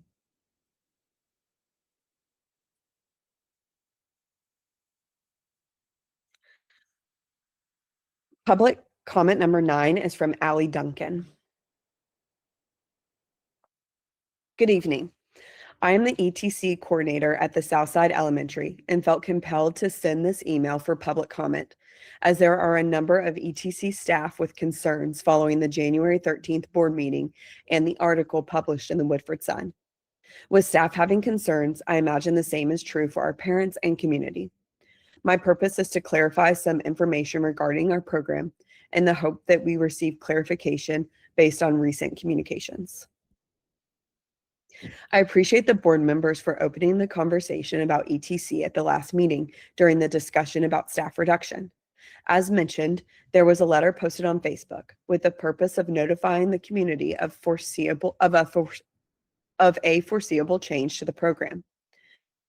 Quote, anonymous, quote, voiced that what was presented to all ETC staff at a mandatory meeting called the evening of January 8th. One resignation was submitted immediately following the meeting, and I am aware of more than a half a dozen staff who are currently seeking other employment or plan to resign come May. We were told that starting February 2nd, once students were picked up and numbers were down, that non-contract staff were to be sent home using a rotating schedule designating who was to be sent home first. This was not presented as an option, but as a necessity to cut payroll cost. To be, quote, fair, quote, to staff who showed up to do their job, sending people home was to begin after 4:00 p.m. so that people would receive at least 2 hours pay. The news that staff would potentially be sent home after a 2-hour shift hit hard, as this would impact all staff, either directly or indirectly, as well as all of our students. The letter to Facebook reflected the concern that the majority of ET staff would be leaving before the end of the school year, which would jeopardize the existence of our program, affecting the families of over 200 students. I do want to clarify how our staff is categorized. By the district, there are individuals who are contract staff and there are subs. At ETC, we call our, quote, subs, quote, non-contract staff. They are substitutes to fill in as needed.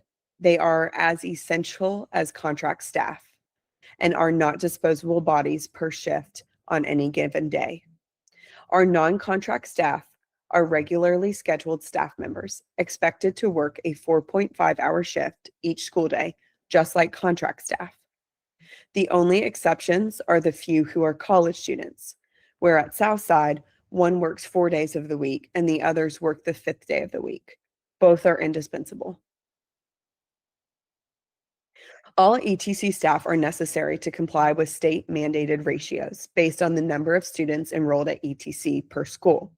At the last board meeting, it was said that in a situation where we have a much smaller number of students that particular day, then subs can be given an option to go ahead and go home. We already allow for this to happen with non-contract staff once numbers are down at the end of the day. As stated in the article in the Woodford Sun, quote, staffing changes would only involve substitutes scheduled to work on a day when there is a much smaller number of students at ETC, end quote. This statement was confusing to our staff as it was interpreted to mean we were to call out, quote, substitute, quote, staff on a day when, quote, there is a much smaller number of students at ETC, end quote. We do not know how many students will be absent on a given day. We are staffed at each school to accommodate the number of students we have enrolled. At Southside, that number is 110. Every day, we assume that all 110 students will attend, and we have staff present each day to be in a ratio for 110. The questions and concerns voiced by staff involve the discrepancy of what has been communicated. We were told sending non-contract staff home will be mandatory, yet other communication sounds as if sending staff home is optional, just to use staffing wisely. I hope the above helps those outside ETC understand in some way how our program operates. At this point, we would appreciate clarification on how we are to move forward with our staffing. With respect, Allie Duncan. I believe that is the last public comment. That should be all 9 in total. Thank you, Ms. Bailey. Appreciate you reading all of those. Sure. And just like regular meetings in person, we don't converse on the public comment, but again, thank you everyone who sent those in. Again, that's always an option to email those to be read at an open meeting. And although we don't converse, I have a feeling some of those topics will be addressed when we talk about the draft budget tonight. And with that, we will Mr. move Brickler. forward. Yes.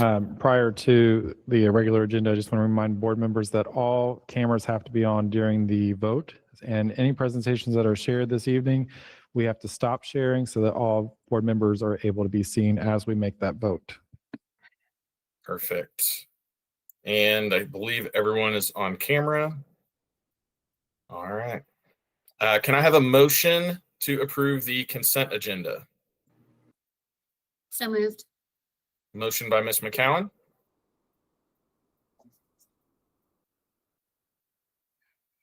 If anybody is muted, I think everybody has to be unmute as well so we can vote. Second. Second by Mr. Wilson. All those in favor? Aye. Aye. Any opposed? Motion passes 5-0.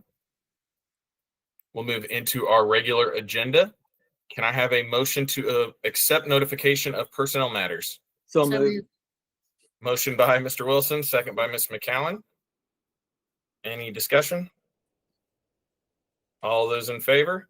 Aye. Any opposed? Oh, was that an aye, Dr. Gould? It was. I'm so used to being on Zoom and just raising my hand, so I Yep, apologize. sorry. Yep, we do need a verbal confirmation. Yes, it was a delay. I apologize. No worries. All right, motion passes 5-0. Can I have a motion to approve minutes of the December 2025 board meetings? So moved. Motion by Mr. Wilson, Second. second by Ms. McCowan. Any discussion? All those in favor? Aye. Aye. Any opposed? Motion passes 5-0. Can I have a motion to accept notification of payment of bills? So moved. Motion by Mr. Wilson, Second. second by Ms. McCowan. Any discussion? All those in favor? Aye. Aye. Any opposed? Motion passes 5-0. Hang on one second, Mr. Brickler. Can you do that one again? I accidentally hit share before too. And Yes. Dr. Gould was off the camera. Okay. All right. All those in favor of accepting notification of payment of bills? Aye. Any I don't opposed? my camera off. Is that causing, am I just not pinned? Motion passes 5-0. I don't know if you're pinned. I think he was sharing. So anytime he's sharing, it's Oh, I see. I'm just, okay. some of the video of us. Yeah, we don't have control over who pops off and who doesn't. And so I accidentally hit share as you all were voting and it popped you off the screen. So I wanted to make sure that that was recorded appropriately. I just didn't want to get in trouble. Nope, you're fine. You were there. You were there on a different screen because just the way that Google Meets work, they just have different options. So right. now I'll share my screen. I was going to say, now you share to go through the December financial report. Have you had your motion in a second? Let's see. Yeah. Can I have a motion to approve December's financial report, treasurer's report? So moved. Motion by Mr. Wilson, Second. second by Ms. McCowan. And now we will open it up for Dr. Rayburn to present. All right, board. Tonight, your financial updates will be similar to those from the past few meetings, where I'll present some of the information over the past 2 months so that you can see that. So pay close attention to the date at the top of the screen so that you know if we're looking at the November or the December board meeting or agenda financial reports. Also, please note that this is uploaded to the agenda already as I sent it to you all last night and then uploaded it to the agenda at the same time. So this is available to the public and has been with over the whole day today. This is our November report, just so you can see where we were in November. 15 million for month to date and in revenue, and then 2 million in expenditures, 2.9 million in expenditures. Last month, our report was focused on the taxes that were received from the sheriff's office, and that was reflected in our total revenue source from the 15.6 million. This month, you'll see a lower number at 3.1 million. That does mean that we have received more funds, which I told you about at the last month meeting, but these numbers are reflected there, and a 2.9 expenditure. This is the November report that I shared with you so that you can see our expenses are trending in a downward motion, and to continue that from the budget to the actuals, that is what that percentage is there. You can see where we spent from 25 to FY25 to FY26. That remains the same. We are still trending in a downward motion from our expenses from what we are budgeted to what we are actually spending. So we are doing our best to not spend the budget, so that impacts our contingency. If we were to take the contingency as of a current end of the actuals, we would have around $5 million set aside. Our budget is, if we continue on this rate, we'll have 1.8 as the budgeted contingency. The taxes that were collected shown here, they are around $2.3 million in revenue that has been collected in December. You can see it from the different agencies that we received it from, and all of that. And then these are where you will find them in your financial reports and the page numbers on page 1 and page 27. You'll see that for the month to date, that number does equal $2,314,000. And this is our total revenue that we have received from taxes from the various agencies related to our object codes. The object codes are there. You can see those correlated on your budget reports that you have access to, your financial reports. And then these are all of the taxes that have been collected over the course of this fiscal year from August all the way through up until the end of December 2025. We have received more for January, but those will not be reflected until next month. In our revenue, special revenues, that's our grant funding. You can see that our expenses versus our revenues are there. And our year-to-dates are there. Again, sometimes these trend in the negative because we are spending more from a previous grant cycle that is occurring. So that is where we're at. But if you look at the total available budget, we're in the positive on the grant funds there. And also sometimes we have to spend the grant prior to receiving the reimbursement. In our activity funds, this is our student activity fund account. Our expenditures are 37,000 and our expenditures are 39,000. And then the total expenditures for the year, our revenue is 323,000 versus 287,000. So while it might look like we spent more in December, our revenue over expenditures are still in a positive there. For our district activity funds, that's our Fund 25. It is the same. Revenue over expenditures is off for the month, but as a total from the year to date, our revenue is accurate and we are spending less than our total received. For our food services, we have 218,000 for revenue and 186,000 for expenditures. And you can see that this one actually is the opposite, where our expenditures are more than our revenue. And that is due to, we're still coming out of the August, September time where we had to buy a lot of the beginning of the year food. So that it should equalize itself out over the course of the year. And as it's trended, it is trending in a downward motion, but we still have a negative balance to occur from there. And then our ETC balance is listed here with our revenue being less than our expenditures. And you can see that on your screen that the expenditures and revenue have been opposite of that one as well. So any questions related to your financials for this month?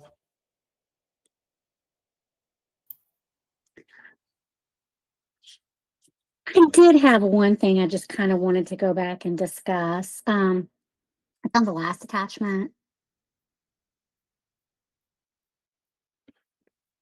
Sorry, what was that, Ms. Springate? I did have one thing I wanted to go back and look at on the last attachment Okay. on page 1. All right, let me pull it back up.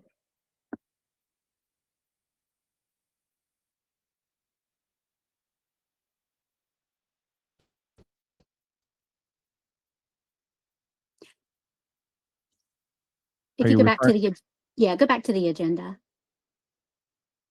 On the agenda? Mhm. Let's see. Yeah, the third attachment or the fourth, the last one. It's our regular report that you usually give us. It's like maybe 80 pages. Okay, is that it? Yes. Okay.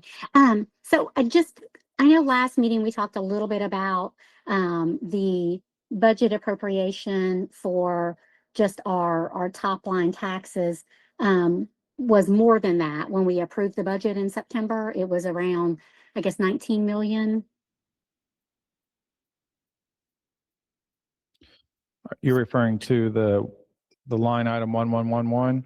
Yes.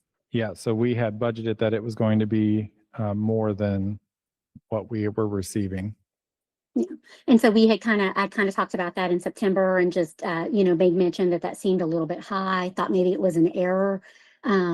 But now, apparently it maybe was an error. So now we're back down to an 18,443 number.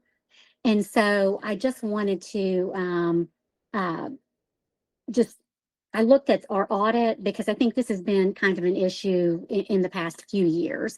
We just have kind of gotten some bad estimates, some incorrect information. And so in the past, I think we kind of talked about what's required policy-wise, that sort of thing.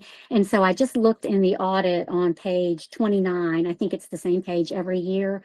And I just wanted to point out that once the budget is approved, it can be amended. So we could amend that, but attachments would have to be presented at the board in regular meetings. Amendments are made before the fact and reflected in the minutes of the board. They're not made after the end of the fiscal year in accordance with state law. Each budget is prepared and controlled by the budget coordinator at the revenue and expenditure function object level. So all budget appropriations lapse at the year end. So I'm not sure, well, actually, I am kind of sure. When we talked about it in September, it wasn't changed then, but apparently at some point it was changed. And so I don't know if we need to do some sort of an amendment process for this, or I don't know how that would work. I'll look into it and get back to you. Okay. And then the other thing, I just wondered on the franchise tax, last year it was around 1.19 million. And the appropriation, it looks like for this year is 765,000. And I just wondered why that decrease. Ms. Springate, I wasn't the one that prepared that budget. I can't give you that answer. Okay. Well, if you don't mind something, maybe looking into that too, because I think it's just really As far important as that we know. what we've received so far, you can see on your screen, we have only received 96,000. Okay. Well, maybe just something to kind of look at. I just wondered why the discrepancy. So thank you. I'll get an answer about that and get it back to you all. Thank you. Could I ask a quick question before we move on? Mm-hmm. I guess it would be just, there were several areas like ETC and I can't remember all of them, but several of the areas that were mentioned, we are exceeding, I guess, our revenue at this point. But the idea is that it will line itself out. So I guess my question is, we are managing to the bottom line of this budget. We aren't, because if you look at it now and you tried to come up with, an annualization or something like that, it would look like, oh, we're going to be over our budget in each of these areas. But essentially, we are managing to the bottom line. Yes. And then, if any modifications in behavior or expenses and things like that are needed, then those adjustments will be made. I guess I'm just looking for that is correct. So we are looking at every line item of every budget every month with almost every department, every director. We are consuming our lives of this budget. Dr. Jones and I are. So yes, we are doing our absolute best to do that. We might not have all of the answers to all of the questions every month, but we are actively working with every possible agency that we can to look at every budget line item to make sure that we're in alignment with all of that. And then just to be clear, if like the daycare or any of the enterprise funds are negative, food service, any of those funds are negative at the end of the year, then we have to use our general fund to cover that. So I do think that's a good point, Sarah, that's something, to kind of just think about as a board member and kind of keep an eye on. So thank you. And currently we are concerned specifically about ETC because we are spending almost $13,000 a month more than we are taking in. So that is a big concern. And so that's, it is a concern, and it's, we are looking at all ways that we can still keep the program and keep it high quality, but at the same time, that is a big concern. Dr. Jones, can I ask a follow-up question to that? I know that you're working with individuals about their budgets and what that looks like. Has there been a reason given for the 13,000, you said 1,000, correct, difference per month? I'm just going to interject real quick because we are still on the December financial report, and I think that might go into draft budget conversation. So hold that. I don't want to dismiss it. I just stick on the December financial report right now, and we're immediately going to go into the draft budget. So, yeah. Does anybody have any other questions or comments on the December financial report? All right. All those in favor of approving, sorry, let me get my wording pulled back up here. On approving December financial report, treasurer's report. Aye. Aye. Any opposed? Motion passes 5-0. Can I have a motion to approve FY27 draft budget? So moved. Motion by Mr. Wilson, Second. second by Ms. McCowan, and Dr. Rayburn and Dr. Jones will open it back up. to go through the draft budget. All right, so we are presenting to you tonight the draft budget for your approval. Remember, the draft budget is the first step in our budget process, as I've mentioned and has been mentioned multiple times over multiple occasions, that this is the draft. This is not the final. This is not what we put into this requires us to hold true to it, to the tentative season. The tentative is more definite than the draft. What we have done is looked over the past is to take a stewardship approach to this from September, October timeframe, where we started with our budget committee, where it was recognized that we have a huge crisis that we need to look at. So this process started back then with the budget committee. I'm only telling you this to remind everybody that this has not just been a one and done situation. We've spent months on this and had a collaborative effort from community members all the way through to working with board members. So the draft budget that's approved tonight, or hopefully approved tonight, will be the start of a continuation into our tentative budget, which is approved at the May board meeting. At the May board meeting is when you'll set your salary schedules, and that is when you'll set some of these items that we are on the topic for tonight. So just know that we have from the February board meeting through the May board meeting to have discussions related to specific line items, if those are on your on an issue for you or you would like to bring up in conversation. As well, last night I posted to the budget transparency page the draft budget proposal that we are proposing for you, which does take a $2.9 million look into decreases from our current FY26 into FY27 so that we can maintain fiscal responsibility for our district and start to rebuild our contingency fund to allow for us to maintain control and ownership, and you all to maintain control and ownership over our finances at our district. So I'm going to present to you tonight the draft budget as we are leaving it for your approval. And this is, again, is on our budget transparency page right here on the January 26th proposal underneath the budget transparency on the homepage of the district, if anybody would like to see that. So our draft budget projections are flat. We do not have any additional revenue that we have added to our draft budget. Our revenue has remained the same from FY26 into FY27, and that is due to the fact that we don't 100% know. And we're still at the very beginning of our SEEK discussion within the state, so we don't know where that's going to end up. So we can't budget for something that we don't know. So we're budgeting based off of our current revenue sources, which is projected here tonight. Based on all of the budget alignments that we are doing our best to correct, and if needed, we will bring before the board for a budget amendment. Is 2.9 million beginning balance from the 4.8 million that we had at the beginning of this year.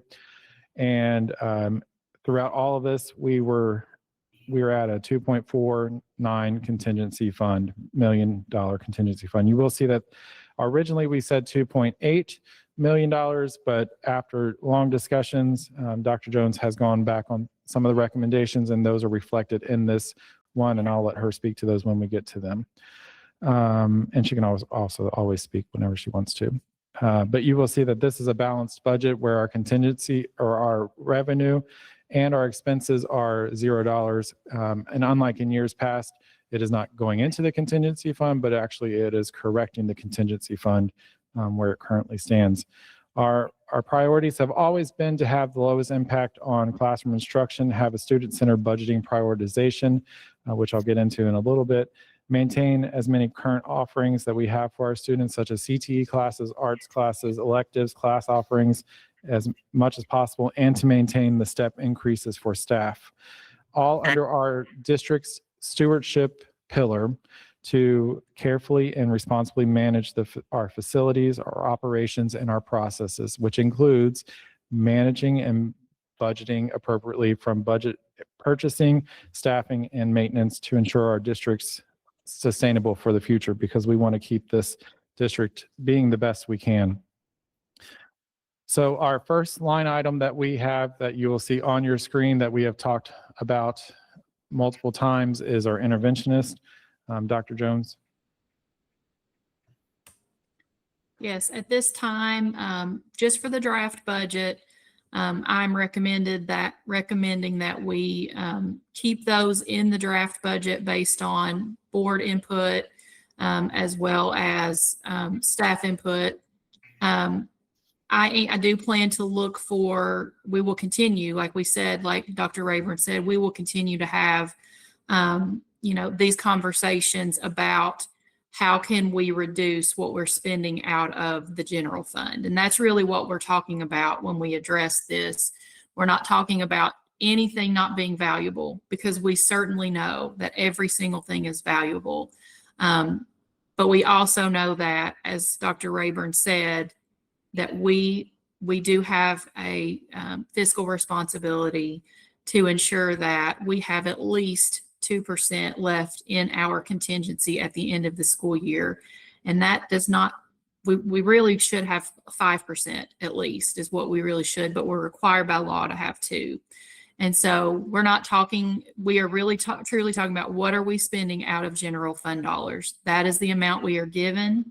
And I was just reading earlier today on KDE's website and KSBA's website, the reason that this budget process works this way is because there are so many factors that are not under the control of the school system.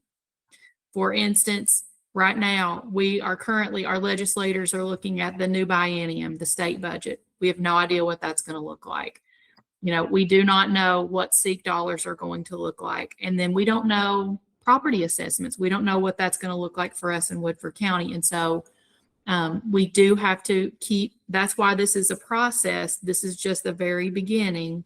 And so for now, I'm recommending that we leave them in the budget, in the general fund budget, but I am looking for other ways to be able to pay for those positions. So board, that is one of the reasons why your contingency dollars are less, is the interventionists have been added back into the draft budget. 1 to 29 middle school student to teacher ratio. It is currently 1 to 27. That would be 2 certified staff members there. 1 to 24 high school teacher to student ratio. It is currently 1 to 22. That is 4 current positions based off of that. You can also see that the board action items that will happen in the near future would be that these would be staffing formula consultations, along with the custodial staff square footage adjustment to 1 to 25,000 square feet. It is currently 1 to 20,000. And that is a 5 staff member reduction at the school level. The Section 6 allocations, taking it to $100 a student and removing all Section 7 reductions, that is a typical practice. And so for other districts, and that would be taking that down to $100, and then anything above that $100 is Section 7. And Mr. Asher, myself, and Dr. Jones are meeting with each school principal in the coming weeks to determine how to best budget and utilize our funding. And so while we might not be able to give them the $147 a student at this very moment, we are going to have them prioritize their needs, and in consultation with their SBDM, have a needs-based analysis done for each of the schools, so that when September rolls around and we know what our budget is, we can start fulfilling those needs from the district level in our budget. So while we can't guarantee them this money right now, that money will come back to them, provided we have that ability. And then second. Oh, sorry. Do you want us to wait and ask questions at the end, or ask questions as we go through? Yeah, let me just read through the list, and then Okay. I'll get that all there for you. Section 7 allocations for travel support. Again, this is not cutting travel. This is just support that has been added over mainly last year, year before last maybe as well, to take it down to the level that was prior to that, which was that 49,000. Let me reemphasize that. It is not eliminating travel No, it's just support that has been given from the general fund to support travel, additional travel. That is reducing the certified contract days from 188 to 187. This would impact all certified staff members, including administrators. And let me add there, Josh, that day was added this past year. Previously, of course, to me, but that extra day was added when we transitioned to the high school. That was an additional staff work day that was added last year. So then using grant funding to support some board funded positions, that is to shift some funds around so that we can use the grant funding appropriately, which is not currently happening. Certified DWT substitute paid to a max of $225. You will note that this is a difference from the $200,000, $75,000 difference.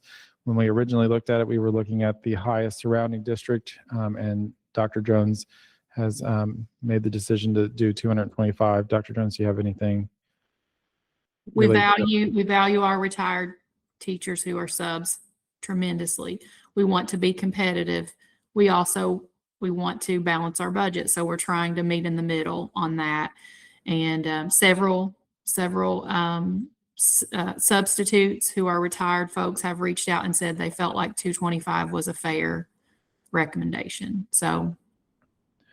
And just for reference, on our budget proposal page that's not on here, but it is on the website, there is a cost analysis of what each of those rates would look like all the way down to our $145, which is what we currently offer to to substitutes that are at a certified level, if anybody wishes to look at that. And then our central office reduction plan is going to be around $885,000. That is staffing reduction in all departments. I did leave the 403B match in there at the current 1%, but that can change based off of the board discussions. Taking away the $63,000 from the Chromebooks, that will be replaced with our KETS funding, so utilizing grant funding instead of general fund for that. And then some debt services and natural gas usage budget alignments are in there. And some of the things that we are currently actively doing and considering that are not reflected in this draft budget are renegotiating all of our contracts and services that we have the ability to. So every time they're up for renewal, we are evaluating each of those contracts to make sure that they are a need and a necessity for our district, and are we getting the best value out of that? We are also looking at providing a reduction of 10% or more to all central office budgets. That is in the works. That is not 100% set, but that would also impact our current budgeting process that will be for the tentative cycle. And then central office utility usage and vacation payouts are there for discussion to happen later this year, especially related to the vacation policy payouts and accruals. We have to do 2 readings on that one. And then interest funds of the general fund instead of our funds that we're currently giving those to. Dr. Jones, did I forget anything? You did not. What questions do we have? I'll actually turn it over to Dr. Gould since I asked her to table her question on the last topic. So you want to start us off? I think you had a question on ETC. I did. And I've seen the Facebook post, I've seen the comments, and I know that there's concern. And I will say, before I say this, I want to say, I think that having our ETC is a immeasurable value, because this allows our parents to be able to stay, and our families and caregivers to stay at their jobs during the workday, know that their kids are seamlessly transitioning into their building to after school care. Also, it provides opportunities for, education continuum and that sort of thing. My question is, why is the budget over so much for them? What is being spent? Is it staffing? Is it materials? Like where is that disconnect between the budget balancing for them happening? Staffing. Okay, so are they overstaffed, or and that's what you're trying to reduce, like with when we talk about the numbers?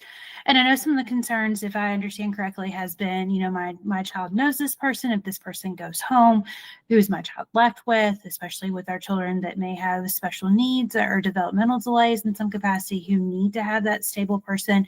But is it just strictly like, because So the thing that we need to remember about ETC is that it is a child care service. So we have both educational services and this is a child care service. And so I'm currently looking at how do we run it as a high quality. If you look into my previous role, I was in charge of all of our after school programs, and my mission was to make sure they were high quality, and they were. But we have to run it. It has to run as a business, just like food service has to run as a business. And so we are looking at rates. We are looking at staffing. There's not one answer for each school, but I promise you that we are looking at how do we keep a high quality program, but also at least have a zero, right? At least have nothing. Like we didn't lose anything, didn't make anything. Like we're happy with that, but that's how that has to work in order for it to continue to run. And this is me not knowing, and I'm sure you do know the answer to this because you have that experience.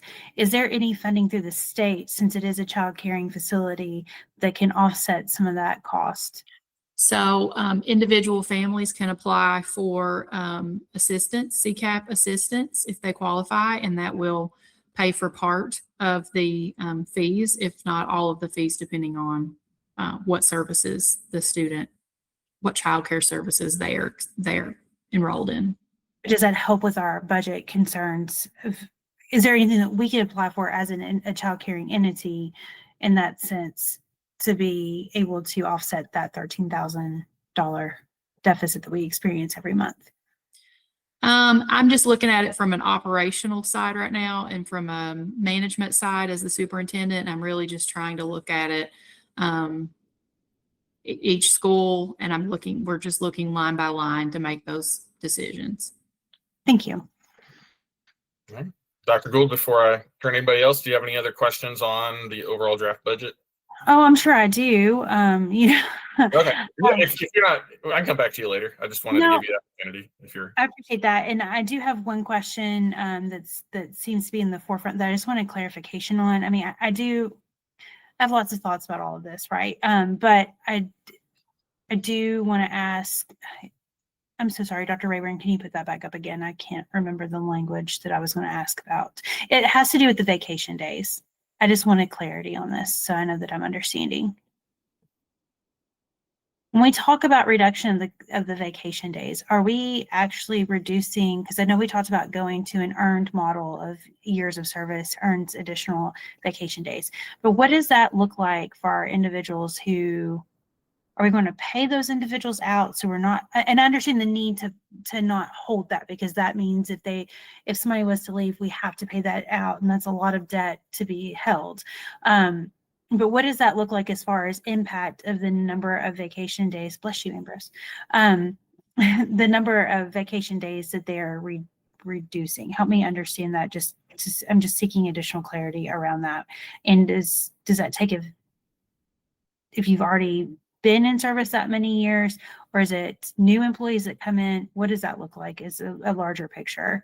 So prior to 2 years ago, our vacation policy read 40 days you could roll over every year. You could have a max of 40 days. You receive 10 vacation days at the start of a 260-day employment. So these are only for our classified individuals that are 260 days. These are not all classified individuals. They receive 10 days for the first 5 years. And then every year after year 5, they received an additional day up to 20 days. So that based off your years of service to Woodford County Public Schools, not years of experience or years of service in another entity, it's Woodford County Public Schools service, you could have a max of 20 days total by the time that you have been here for a good little bit of time.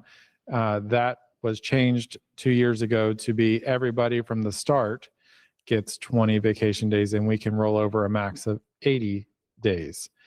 So essentially doubled it and gave everybody their vacation time from the beginning. So the history there. So what we are proposing in the coming months will be something similar. We're not exactly sure of the language, and I do not want to make sure that we aren't promising things that we don't know until the policy comes back. But it would be a similar role where you get so many days that you can have, and then it will be a use or lose after that, like it is now. So if you have more than 80 days right now, when it comes June 30th, then you don't get to keep those days. They fall off your accruals. They're not available to you anymore. Also keep in mind that these individuals also get 12 to 13 holidays according to our board policy on top of that. And then as the current state is 15 sick days and 3 personal days on top of the 20 vacation days. So a 260-day employee gets all of those benefits right now on top of the vacation time. And so to answer your question, Dr. Gould, I'm not 100% sure what that would look like. We've kind of gone back and forth on, is it a bank time situation where we just bank those days until retirement? Do we give you a check at the end of the year for all the time over the new rate? So if it was like 40 days, we'll give you anything from 40 and above to 80. We are not 100% sure yet, which is why I don't have all of those answers, but we are actively looking at what does this look like to know. It's not a line item in the budget, so it's not technically part of this, but it is a policy change that we need to make so that we can remove some of the liability that we currently have on our district, which does become a budget issue. It's just not budgeted. Gotcha. Dr. Thank you Jones? so much. That helps. Dr. Jones, did you have something? No, you guys missed my announcement. I'm sorry. My Alexa announced that Oh, it's I was wondering what that was. it's family time in our house. So yeah, And then say I family time? family time. Oh, we all get to have family time with the Joneses tonight. Mhm. That's it for right. I mean, I have more. I'm sure things will come up in my brain as we continue this conversation. So I'm sure I'll chime in. But that was what I was seeking clarification as far as understanding that I just wasn't quite clear on. I feel like everything else I understand what's being presented. And for just so you know, the 260-day employees, those are our custodians that are their central office staff members that work year round. We have transportation staff members that work year round. And majority of those, at least the leads in those departments, I've had conversations with on what does this vacation time look like, because I think there was some misconception. Like if we went back to the 40-day, then we got to use all up to 20 so that we get that 20 rolls over, which wouldn't be the case. So like I said, I don't want to quote, this is what we're going to do until we have a sure plan of this is what we're going to do. And I guess my other thing, to go back to the certification conversation, and one of the questions that I followed up with the person who reached out to us is, if we do a situation where if you're starting your certificate, or if you've already started your certificate under the old policy and you now need to finish it, because I do think that that's a financial investment. I did ask a question of, when would everybody be finished with their current certifications to be able, like, do we need to look at, because you've already started it under the old policy, do you continue to move forward? And then anybody who's starting moving forward, that looks different under the new policy. So that's just something that I wanted to echo as part of this too. So, but that's it. I'm done for right now. For right now. Did either of you want to address that part of the question of prior certification enrollment and grandfathered in, or whatever that would look like?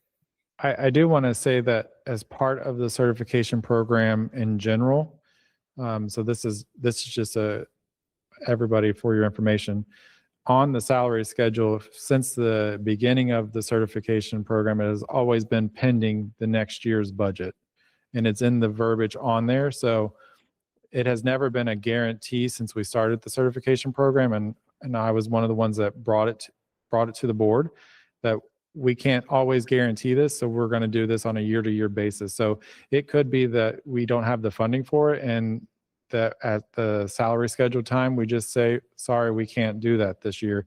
It's been on the salary schedule from the beginning that it is always pending the next year budget, and it's not a guarantee. Thank you for that But clarification. I will say we are looking at ways to revamp it so that we can present it to you all at the salary schedule time. So you enter into this process with the understanding that it could not be funded. Yeah, I mean, you're funded for the current year. A Okay. salary schedule is only a guarantee for that current year. So we don't want to, just like a contract, we don't want to put a board member in jeopardy of having to hold up a contract that's years down the road without the ability to get out. Same way with the salary schedules. We can only guarantee you that salary schedule for this year. Okay. And I get it when you start investing money in your education and in your future to better your financial stability. That's hard when it gets taken away from you when you didn't realize that, that it could be, or you didn't think it was in jeopardy, so to speak. So, okay. Thank you for clarification on that. Ms. McCown, I see you have your hand up. Yeah, I'd just like to take this time to thank Dr. Jones and the team for working so hard on prepping this year's budget for us. Having the opportunity to really discuss and have access to the granular detail behind these numbers is something that I've not experienced since I became a board member. So I really appreciate that, because I know that takes a lot of work. And I also appreciate the staff and the families who've taken the time to reach out with their feedback. I think by being more transparent and more open about the process, people are getting more involved and they understand more. We have so much more information available to them and visible to them. So I appreciate that. People taking the time to speak up, that really does matter. And there are not easy answers. No one tweak is suddenly going to reveal itself and all of our problems be fixed. I think everyone knows that it's going to take sacrifice at every level of our district. And the goal is absolutely to avoid the negative impacts on our students to the extent we can. So I just wanted to go on record saying that I appreciate all the hard work, and thank you for all the information. And Ms. McCown, I imagine your work on the budget committee also helped to give you a lot of insight into the process. So thank you for being a part of that as well. Yeah, very happy to. All right. Ms. Springate, I think you might have had a question earlier as well. I did. So just to be clear, all of these budget cost savings, budget cuts are contained in the budget document that we're voting on tonight, with the exception of the interventionist, which is marked out. Yeah, so everything that's on the document is line item in our budget. There are no hidden changes anywhere. Okay. So when it says we'll be meeting to look at the staffing formula, is tonight the consultation, the procedure consultation, or is that a different meeting? What is that? No, so remember, this is just the start of the process. So you'll approve the draft budget, which allows us to have the conversations and start the conversations. It is not a final vote. Just because we approve this draft budget, that is not locking us into the consultations that will come later, and Dr. Jones will have those with you all. Okay, so will we have an agenda item next month for all of these things that need to be done February, and then in March, and then again in April, to see that through? Because I know we have to do a vote on the salary formula, salary schedules. There are some things that we have to vote on. Yes, that's a good question. And so if you think about the timeline, you've got both staffing and budget timelines. So, preliminary staffing is due to schools by March 1st. But again, it's very similar to the draft budget. It's preliminary. And it's there intentionally for a reason, because so many things are in flux depending on revenue and that sort of thing. So yes, there will be budget items. Central office reorganization will be an item that you will see at the February meeting, and it will publicly be discussed. Yes, and Thank you. all the others. Thank you, thank you.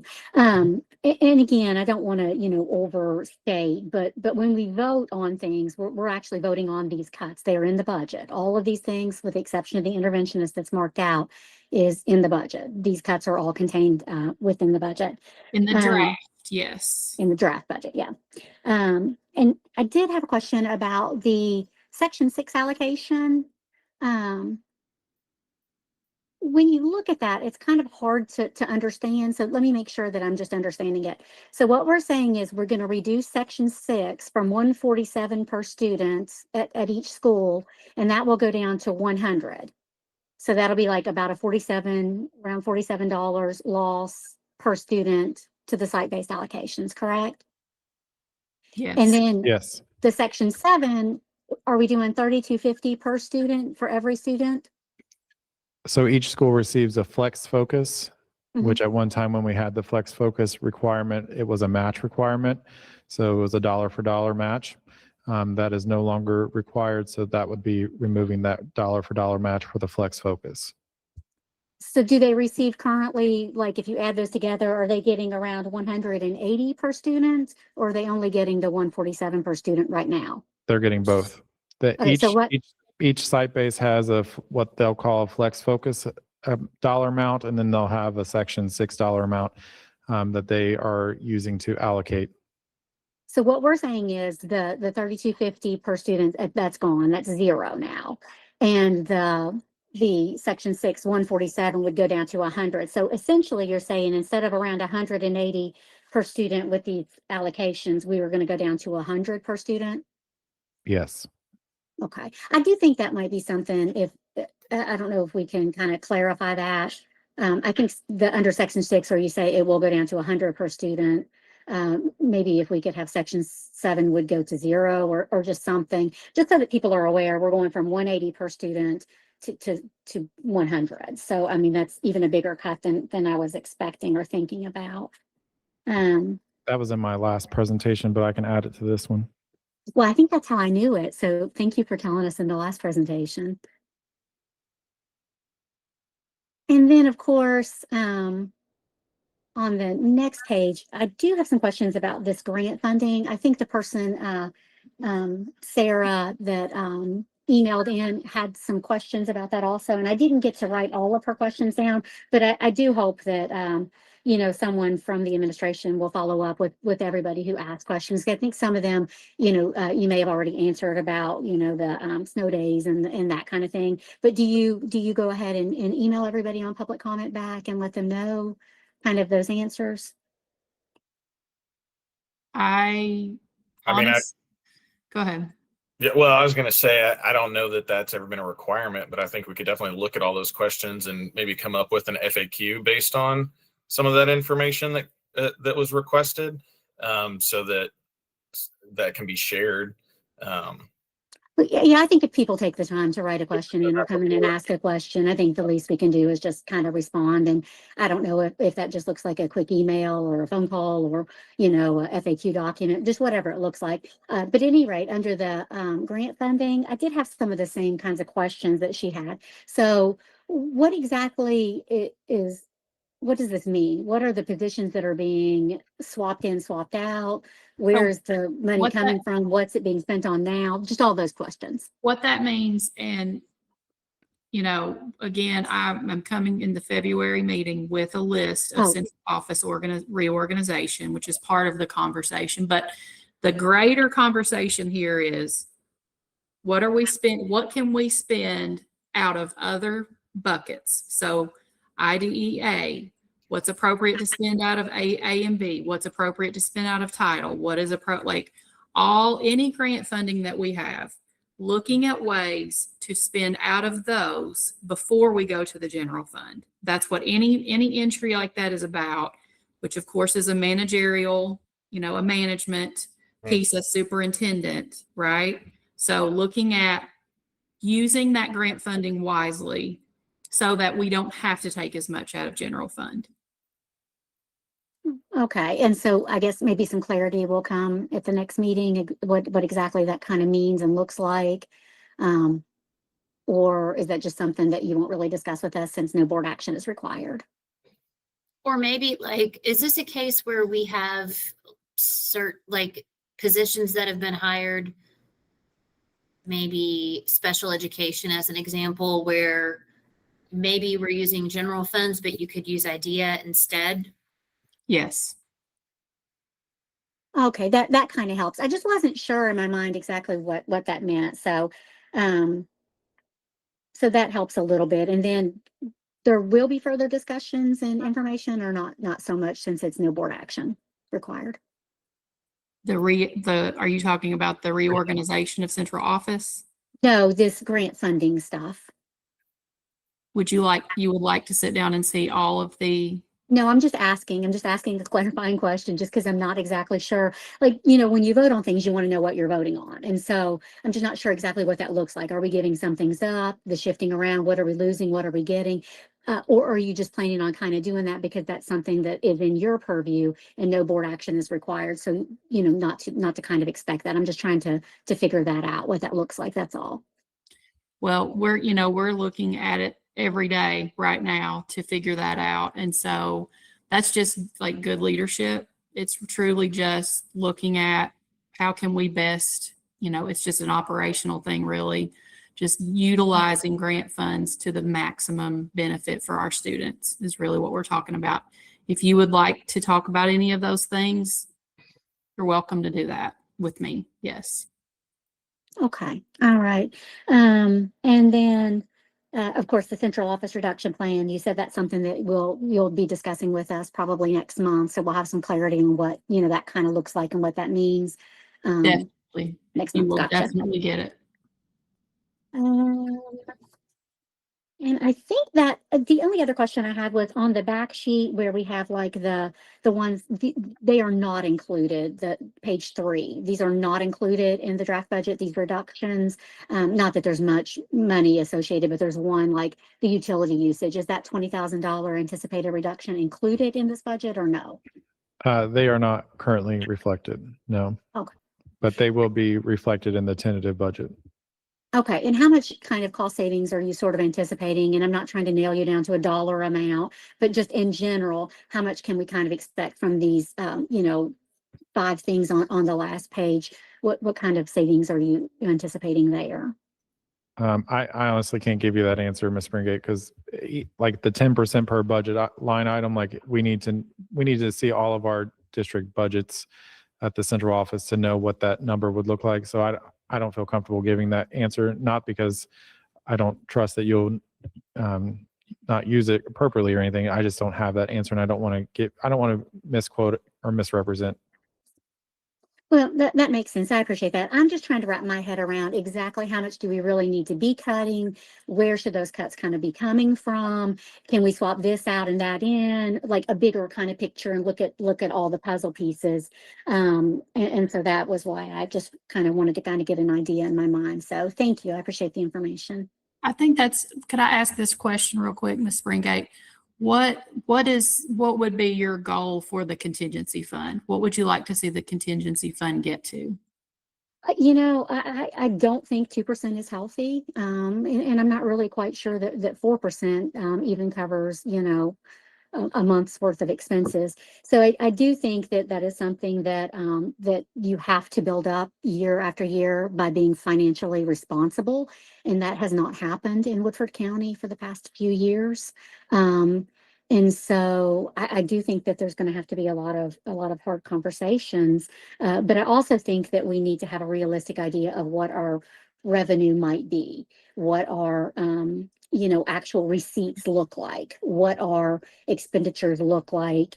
And one of the questions I had kind of sent to you, and I'm kind of hoping to kind of hear back and have some more clarity after February, those meetings. But, in looking at all the documents, I wasn't even sure if we were talking about cuts from actuals of 25 or projections for 26. There are just, some questions that I have that I think, having some clarity on will really, really help me. But just in general, I just like to see the whole picture. I like to know, like, okay, so if we're cutting here, maybe instead of doing that cut, we could look at this. Or if, this could be covered by grants, then that maybe means we don't have to cut this. Like just the big picture is really important to me. And I want to have that overview, from the 1,000-foot level, 30,000-foot level, that sort of thing. So. Okay, thank you. I will say that, Ms. Springate, that is why some of the original discussion points that were on the one pager that originally was sent out from the budget committee, not all those things ended up on the draft budget proposal, because we are looking at ways to swap and swap and swap to have the lowest impact on our classrooms. And I guess that's my follow-up question with this budget. And I know that Dr. Jones and I have had conversations about this just to increase clarity. Is that this is a draft, we're saying we're taking it down because we have to take it down. And that doesn't mean that this is the end all be all. It could be that those swaps take place later on as she continues to go out and talk to individual schools about their budget and managing and those sort of things. Like, these are cuts that are on the table 100%. But as we know about our SEEK dollars and the boat seems to kind of right itself, not every single one of these actions may happen. Is that correct? That is correct. Yes. These are just areas where we can cut to get to that. So we're not voting on the individual cuts today. We're not saying we're going to, take. Well, you are voting You are on a voting, draft yes. budget. You are voting to begin the draft budget. That's what you're voting on. Yes. But I guess And the cuts are contained. So really, you are voting on those cuts, KT. I mean, I know there's time to maybe change things and look at things, and this is just the first budget. But for me, I think, voting on this means I'm voting for all of those cost savings, cuts, whatever you want to call them. I'm voting for that. So. I guess my clarity point is that even though we are voting for that, that may not be the way it comes out in the wash. And so I guess that's my point, that I want to reiterate that, when we look at these are the cuts that we're making, but we went back and we changed it in some capacity because we found money or the SEEK dollars were better or whatever it may be. Yes. I just don't want it to be like this, but you said this and magically money appeared, because I think it is kind of convoluted for people to understand. It's hard until I went through training and understood it myself, about our PVA, our SEEK dollars, where money comes from, the budget at the state, all these things, that there can be changes to this later on in some capacity. Once we have a better understanding, that's why it's a draft budget. Right. Once we have a better understanding. And that could mean that we have to make more cuts too. Like it could flip on the other side. Yes, it could. Yes, well. it could. And so, again, as I plug every single time, call your legislators, let them know that you need them to fund SEEK dollars and to adequately fund public education, because there's significant bills about that going through this legislative session, things that we thought were buried are coming back up. So I guess my follow-up question as we kind of go through all this, and again, we think about how it's going to individually impact both our staff, our educators, and our kids that are in our buildings. I don't know if we can necessarily quantify that and really elaborate on and we talked about, of course, some things that are off the table now. But when I think about recruitment and retention of our teachers, I think about the difference that 1% may make for them. To stay retained into our schools. I think about the difference that the ratios may make. And I also understand that we have people that are in these positions that, just like Dr. Jones, that we hired into to trust her to make those sound decisions, because she is an educator and she has this experience and that's her job, right?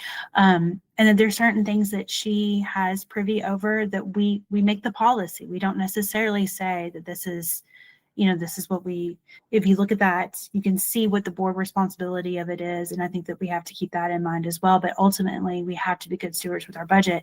And the end is that, we may be taken over by KDA. KDA, yes, KDA. KDE, like the acronyms are hard. If we don't do this, I think that that's what we have to keep in the forefront, is what we want our school system to thrive. We do not want to be in that position. And this may change as a draft budget. So I just want to make sure that my understanding of that is clear before I place my vote. And it sounds like it is, correct? Yes. All right. Mr. Wilson, did you have anything? No further questions nor comments. All right. Just for my piece, we've tasked Dr. Jones with balancing the budget, and this is an extremely difficult job that she's been given. She's utilizing her teams. I know she's meeting with everybody every day about this and trying to find the best possible solutions. The recommendations are hard, and I don't think she takes any pleasure in these recommendations because they are very difficult. We as a board are tasked to approve these draft budgets and tentative budgets. But again, Dr. Jones, you're the one in there every day looking at these. And so I appreciate all that you and everyone's doing with these recommendations. I know they're not easy. And we need to support, in the best interest of the school system, the students, the staff, tax dollars. So, this is not a fun process, but it's something we have to do. And we have to make sure that we have the funds to take care of our school system. All right. I think everybody good to move to the vote? We already have the motion, right? Yep. All those, let me get my wording here. All those in favor of approving FY27 draft budget? Aye. Any opposed? Nay. Motion passes 4-1. Can I have a motion to approve Comprehensive District Improvement Plan, CDIP? So moved. Motion by Mr. Wilson, Second. second by Ms. McCowan. And just because I can't see everybody on my screen, did we have anything else? I know that Mr. Asher presented this earlier. Does anybody have any questions or discussion or anything else to add? I did have a follow-up question that I thought about after he presented, and I apologize. And it just for clarity, I just want to make sure I'm reading this right. I know we talked about our free and reduced lunch students. With some of those goals, and I know there was the English learning students that we were targeting as well, but that covers both of those, just to clarify, correct, with the goals and objectives with the new plan. Well, there were two separate, actually. There is the achievement gap goal that's required, but it basically included all those that, not basically, it did include all those that have supplemental plans or individual plans such as IEP, PSP, which is acronyms. Here we go. PSP for EL learners, English language learners. So yes, it does. And then there's a separate goal that addresses the English language proficiency. So while you got one that's addressing proficiency on reading and math specifically, then separately for the EL language proficiency. But yes, it encompasses both. Okay, thank you. I thought that's what I understood. I just wanted to clarify. Thank you so much for that clarification. Sure. All right. All those in favor of approving Comprehensive District Improvement Plan, CDIP? Aye. Aye. Any opposed? Motion passes 5-0. Can I have a motion to approve third reading of advanced coursework policy? So moved. Motion by Second. Mr. Allen, second by Mr. Wilson. Anyone have discussion or questions on this policy? And it was attached in the agenda. All right. All those in favor? Aye. Any opposed? Motion passes 5-0. Can I have a motion to approve the 2026-2027 calendar? So moved. Motion by Mr. Wilson, Second. second by Mr. Allen. Mr. Brickler, Yes. Yeah, you gotta pick So there- one. So, You'd be, yeah. you'd be voting on. Oh, you're right. One of two That's right. options, either option one or option two. That's right. Mr. Wells, would you mind sharing the difference? And then I'll redo the motion. The sole difference is fall break. Option one has a fall break that was preferred by all three groups that we surveyed, which is essentially the first full week in October. Option two mirrors option one, except fall break would be a week earlier. Okay, perfect. Can I ask a follow-up question? I don't know. Is this time for discussion? Am I jumping the gun? Yep. Okay. Go Can we build in those delays? And what would that take? Is this going to put like a major roadblock into approving the calendar? Because I know people are already starting to plan fall break, and I've had people reach out saying, when are you going to approve the calendar? So I was just curious about that. And also, and I don't know if this is far enough ahead of time, but there was lots of concern around the state track meet being the same weekend as graduation. And I just wanted to make sure we were not conflicting with any major events with graduation day, because we want to make sure all of our seniors are able to participate in graduation.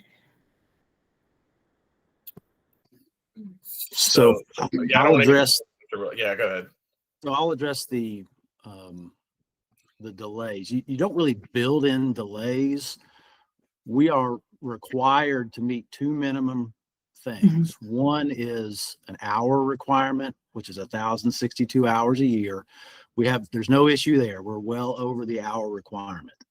The other requirement is that we are required to attend school 170 6-hour days. So we have to be in school full days, 170 days. When our calendar, when our students were in school more days, when we were in 174, 175 days, we had that buffer kind of built in. So if we had to call an early release, or if we needed to do a delay, we still met that requirement because we went extra days. Now, what has happened over the few years are essentially the staff work days. Those have kind of gotten into the calendar, which those are valuable as well. They're a great recruiting tool. I think our employees really like those. So, but that is why the delays and the early releases are not, I mean, we can do them, but we would still have to make that day up because they aren't full days. So the only way to build in time to be able to do that would be to extend the number of student days. And the only way to do that would be to kind of carve into the staff work days. Okay. Thank you for that clarification. That makes sense. So I do have a question to kind of follow up with that. Is that something, Dr. Jones, that you can do? I think this year has shown a clear need. And I would like for you to be able to have that flexibility. So I'm just, asking. Yeah. So, yeah, I mean, we absolutely, you can amend, the board can amend the calendar, even after voting on it today. We would need to go back to the calendar committee if this is something that the board would like to do in terms of adding additional days for students. I would like to see a survey from parents and caregivers to see if they would want their kid, like, is it better to have their kids in school more? Because I know that adding those work days serves a twofold with supporting our staff, but also, like, if you wanted to take a shorter vacation or extend your vacation or just have a day of rest, when you come back, if you are traveling or something of that nature. I feel like that's bigger than us, that we need to get feedback from our caregivers, and that may change from year to year. But I also understand the stress and concern of, if I'm calling in to work, is it better for families to be able to take off a full work day or maybe have a remote work day, or is it better to have a delay? In some cases, when we can take them. And I remember when we had, like, this is again going back to when I was in school, where we had the Wednesday, it was like a half day on Wednesdays. Yeah. I feel like that was going on for someone. Were we able to build in the delays when we had those Wednesday half days? And then when we switched to a full work day, that changed? Is that what does that make sense?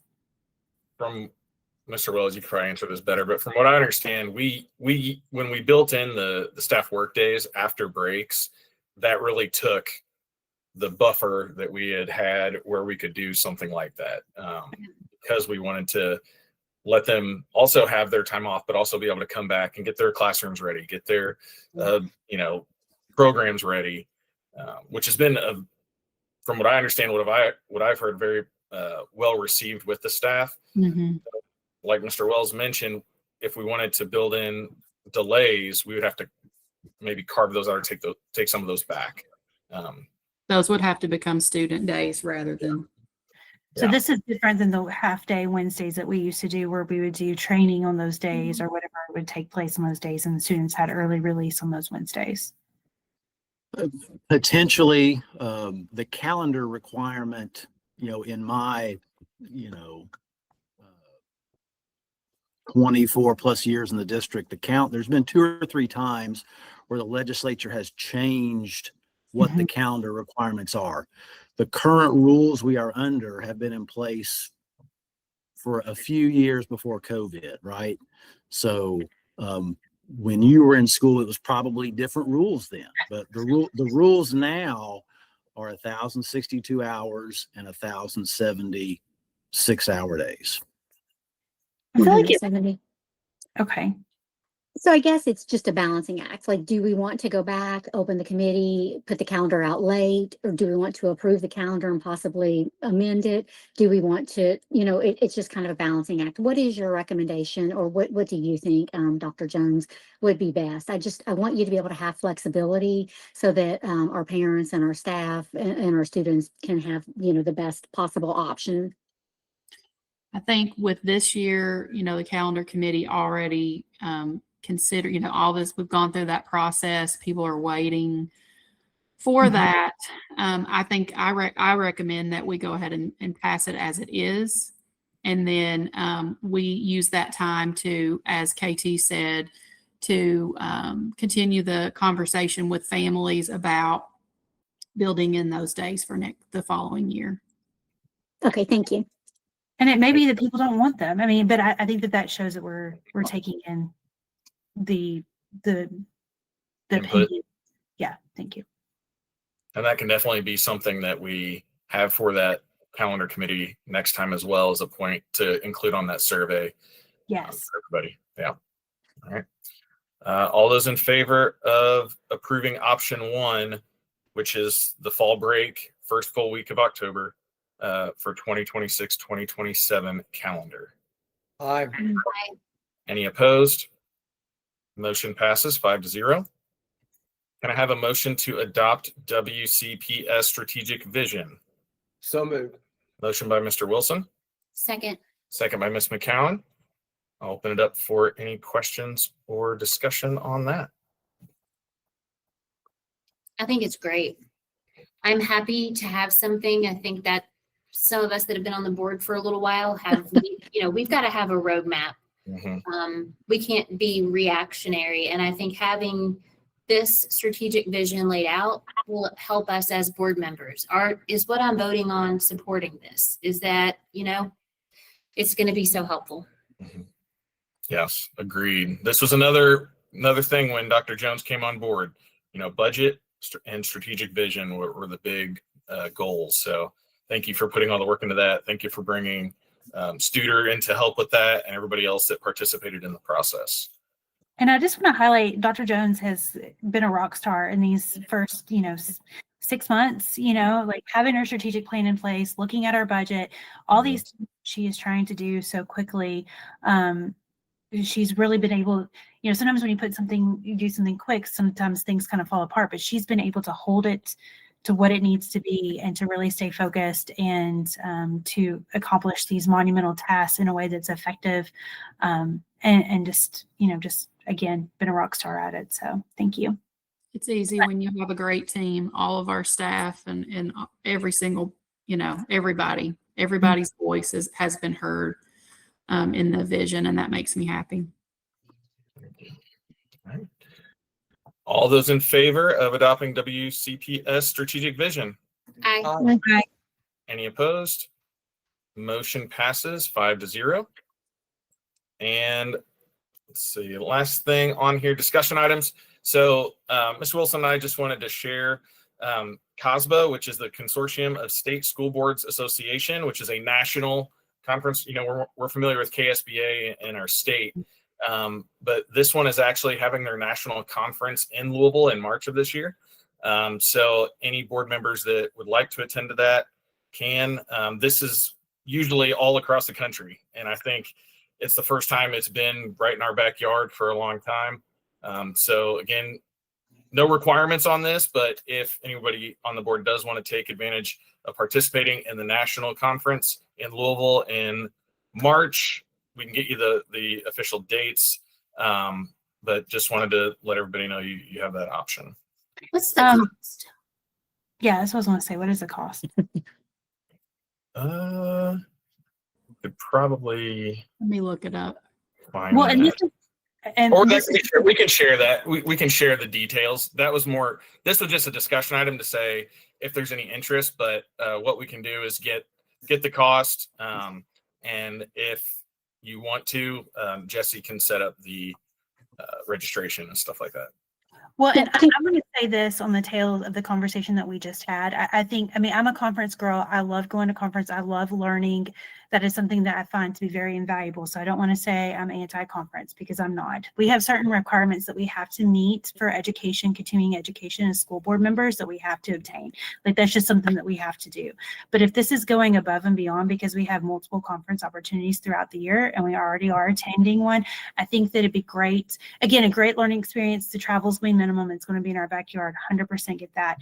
But I think when we're asking all these cuts to happen, we're looking at cutting teacher positions, we're looking at our, multiple ways that we're looking at cuts. I think we also have to be good stewards with that too and model what we preach. And if we want to go, I think we should pay for it out of our own pocket. Or, if we can get our CEUs or continuing education units, then we forgo another conference that we may have gone to obtain those units and swap out that cost in some capacity. Again, I think that learning is invaluable, but I just don't think it's fair for us to sit here and say, well, we're going to go to a conference. No, we have to go. There's certain ones I want to be clear that there are certain ones we have to go to, like there's one in February, so we can get those continuing education units. And that's something that is part of being on the board.